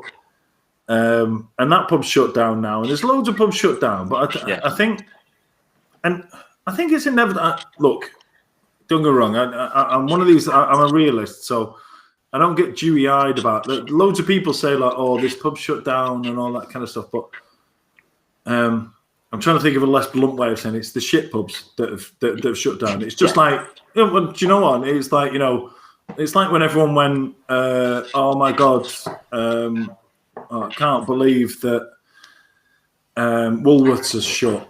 I was like, well, if you thought it was that good, you should have shopped there, spent enough money there, and it would have survived. Do you know what I mean? So there's an element of that, but I do honestly think, I think Baz made a great point before, that it's and not just pubs, but people have missed so much in the last year that I honestly think that people have just found an appreciation for stuff they took for granted before. So, do you know what I mean? Yeah. Pubs is one of them, and it's like small. But I honestly think that small businesses, once things start to come back, like you say, if they've been able to get through this, small businesses are in for a massive boost, because people, even when they're allowed to go abroad, people are like, but do you know what? I should, I really want to support these guys, because, these people down the road who are running this cafe that I liked, but I didn't go very often. I know they're probably struggling now, so I'm going to go there more often now, and things like that. And I think that's a brilliant thing. I think there's loads of things that, don't get me wrong, everything we've all been through in the last year has been shite, but it's made us realise what's important. and not least for me is that I've not been up until 10 days ago when I sneaked back into the UK to get my vaccine. Until then, I've not seen my mum for 12 months. I've not seen my daughter for 8 months. I've not seen my brother for 15 months and things like that.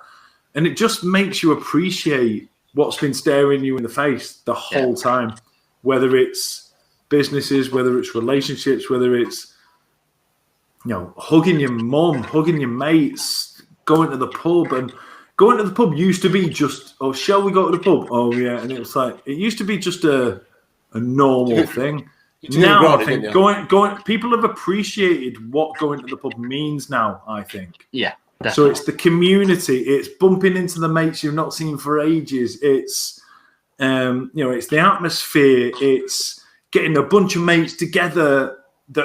So all this stuff that used to happen all the time. I loved going to the pub and saying like, oh, I've not seen you for months, man. And that doesn't happen without pubs. And I think that's a thing that has really kind of got to people's hearts now. That people, I think, will massively, massively appreciate the role that pubs play now. That they didn't appreciate before. They just thought it was somewhere to go somewhere to go on a Saturday night if you're bored and the beer's more expensive than if you buy it in the supermarket. But people will realise now that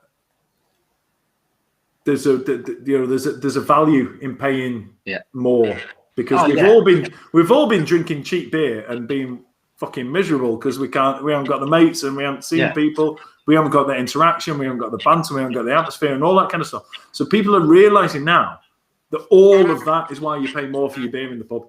Yeah, definitely. I just think honestly, there's a big boost for a lot of industries coming, and like I say, I hope I can do what I can to help that along. I've been really impressed with a lot of small businesses. I'll have to come back to this. I've diversified and changed the way their business model. We go back to the Woolworths; they were never based as an internet company, so the reason they failed is because they were still high street. And let's face it, the high street has died. Pubs that exist in the high street. So we have a policy on it, Dan, that we don't talk about religion, we don't talk about politics because they're sort of diverse things. Yeah. Even though we might all have the same views, we don't do it. One of the things that I was really pleased about was the furlough scheme. And obviously, I think most people who work in pubs and have been employed in the pub game and the service industry, most of those people are still furloughed and probably continue to be still. Are your staff all furloughed still? Yeah. Yeah. So in that respect, it's been a really good thing because, the hardest hit industries are. Well, I'm in one of them. I'm in the events industry, but the pub really is. Like I said, it's one of those things that, like, if you could keep your staff, and let's face it, without being horrible, pub staff aren't the most highly paid staff in the country, so they could have easily just gone, oh, well, we need to go and find other forms of work. I'm really glad that most people love the industry enough to actually come back to it again afterwards. So yeah. How's it been for your staff? I'd take they're all eager to come back and they're all get started again. They're all bored out their heads. I've had a few of them back in over the last week or so to help me get some stuff finished off. To help me, like, if I've got stuff to do, they can run the takeaway thing over the next couple of weeks.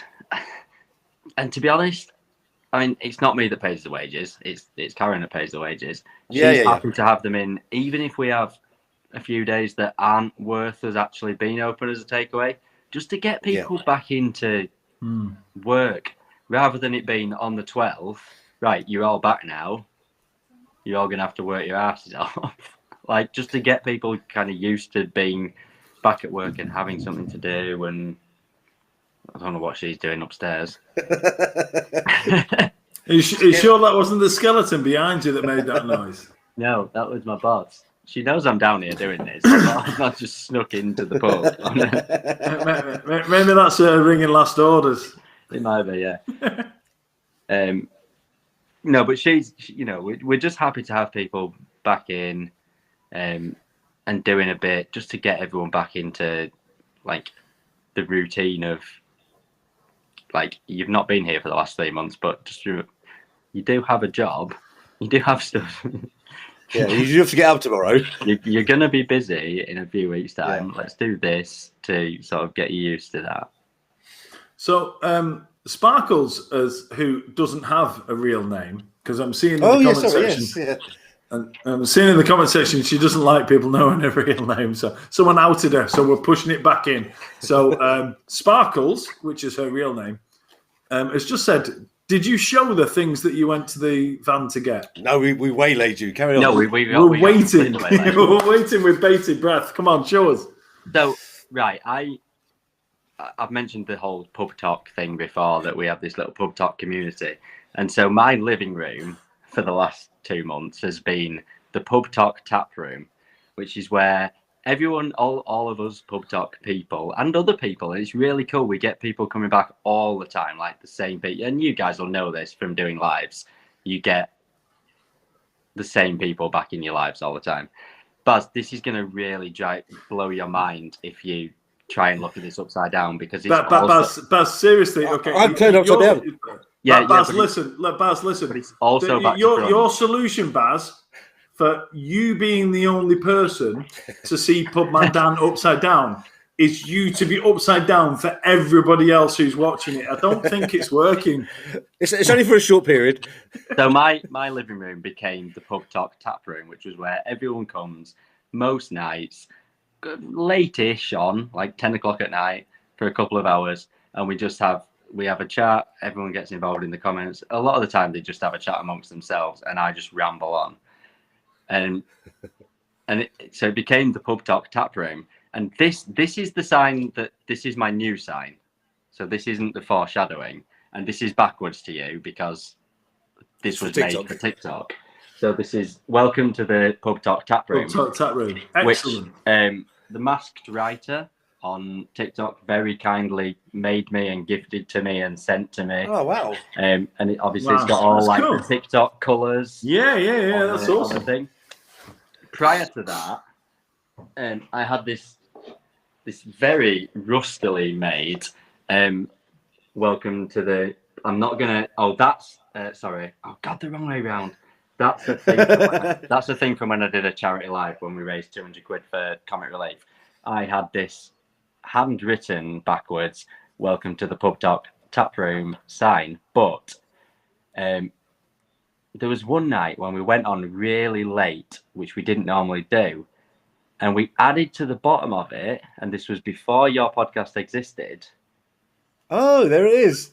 Look at that. There's a phrase for that. When people come on TikTok and they go, I had that idea first. There's a phrase, I can't remember what it is.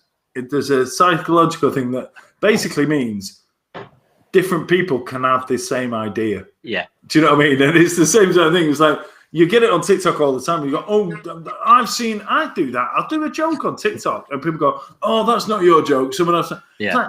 Like, when did telling a joke become a thing that you had to have made it up?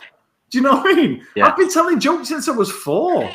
That's 42 years. Do you know what I mean? No one in the 80s came up to me and said, I've got a joke for you. And they tell them and you go, you didn't make that up. That's not yours. Yeah. Do you know what I mean? But people can have the same. That's amazing. How weird is that, though? Yeah, so it lockdown happened to be on later one night than usual. And someone said, oh, is this a lock-in? And I was like, yeah, this is the lockdown lock-in. Let's write it on the bottom of the sign. And then that became... So that was the sign that was always there. Welcome to the pub talk tap room. Lockdown lock-in. That's brilliant. And then That's brilliant. We had... I do love this. Oh, it's upside down. Upside down. Thanks. That was upside down. There was no way we were going to read that upside down and back to front. No, I could. Baz would be fine. That was for Baz's benefit. Baz is loving it now. But yeah, I mean, this is the lockdown lock-in. But I'm keen to keep this going. Do you know what? I don't care how many people watch this. I love the fact that loads of people are here and loads of people are watching it and loads of people are supporting it. But if this doesn't get loads of, it's like when I do lives on TikTok. I don't care if it gets loads of followers. What I like is that it's a community. Yes, please. Yeah. It's a community, and it's the same people, and we're getting to know new people and stuff. And I absolutely love it. And when we're I'm going to keep this going when we're out of lockdown. So it's going to turn from the lockdown lock-in to just called the lock-in.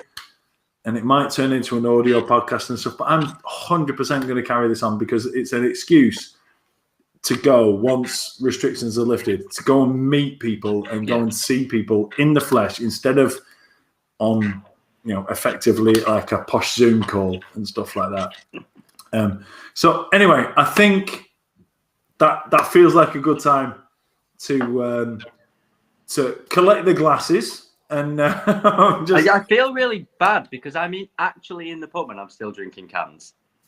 Well, do you know what I mean? But it's just because we've not got any beer. So, we're not going to get. There you go. What can you do, mate? We're not going to get beer delivery until Are you still? before we open. I was just about to sign off then, but are you still having to like?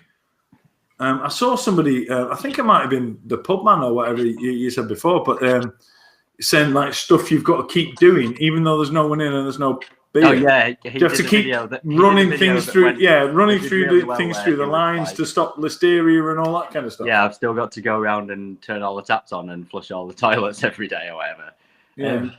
You've got to a certain extent. You've got to make sure that everything is kept hygienic. Like when we clean the lines when we stop selling beer.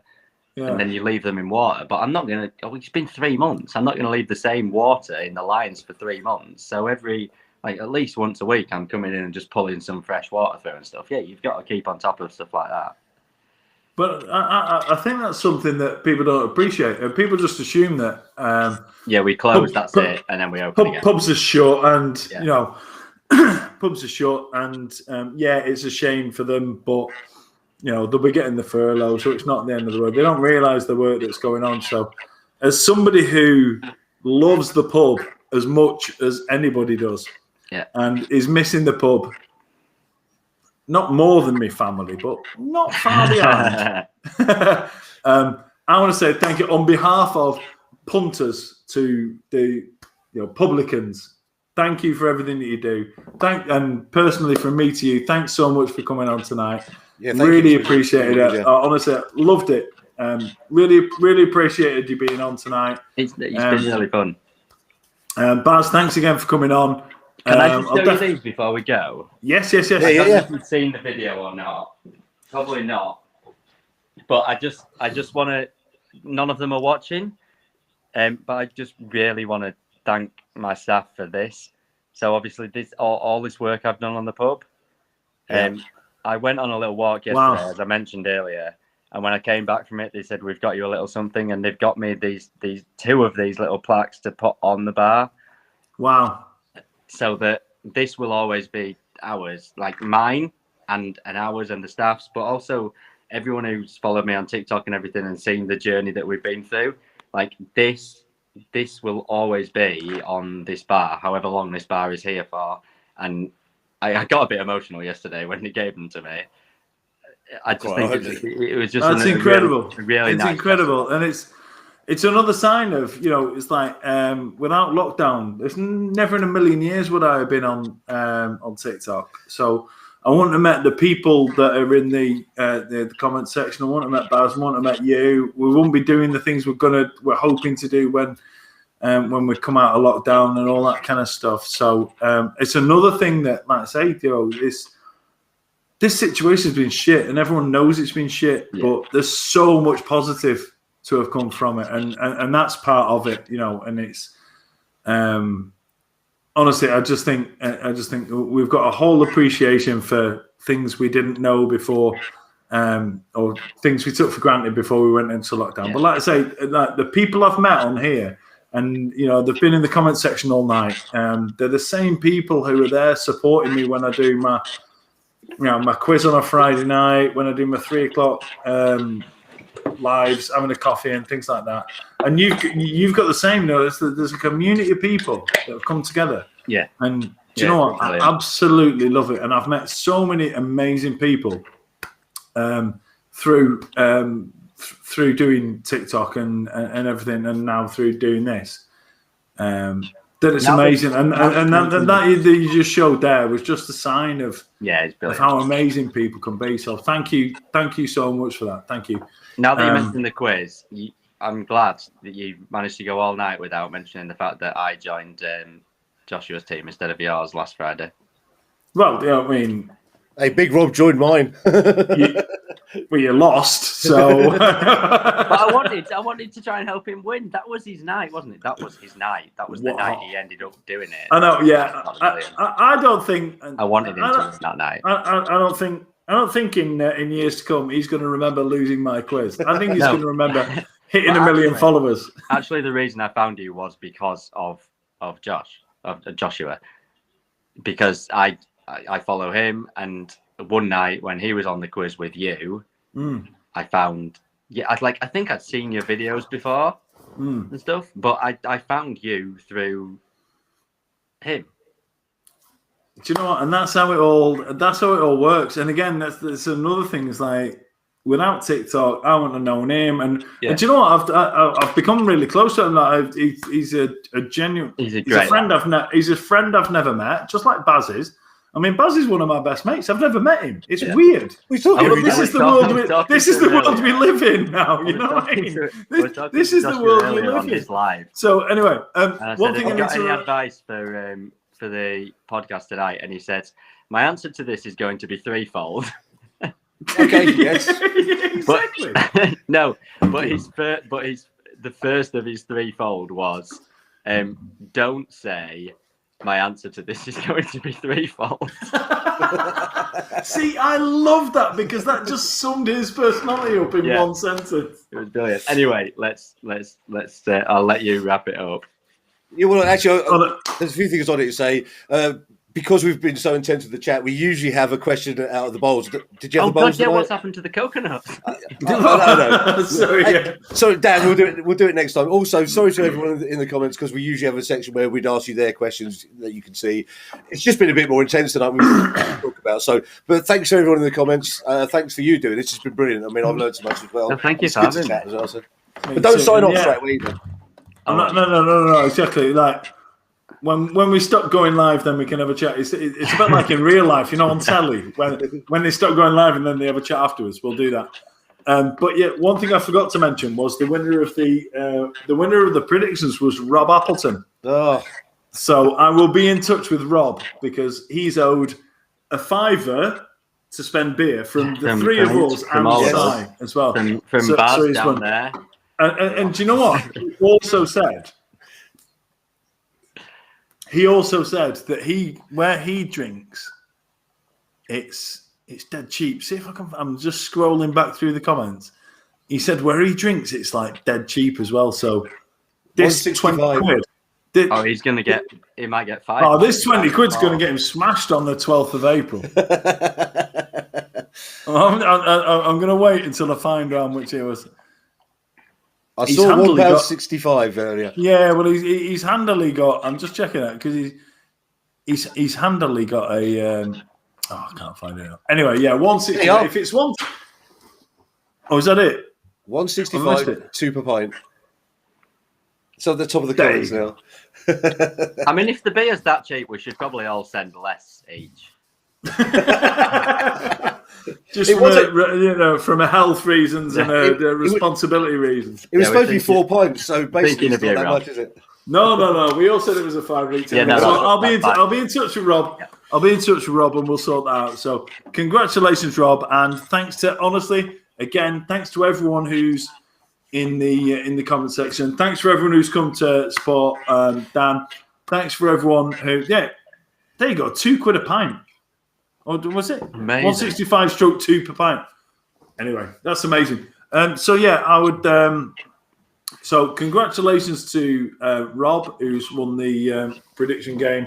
Thanks so much again to everybody who is in the comment section, who are the same people who come to everything I do. Honestly, I appreciate it so much. I'm so thankful that you support everything that I do. Thanks. I'm sure. I mean. Same for Dan. There's people who've come on here to support him as well. This is what we're here for. This is what this TikTok and now Twitch thing is. It's amazing people from all around the world coming together and just forging a sense of community where that's been stripped away from us. And I absolutely love it so much. So Thank you again to everyone who's watched this, everyone in the comment section. Baz, again, thanks as always. Dan, thanks for joining us. See you later, everybody. You two stay there. Go Cheers. feed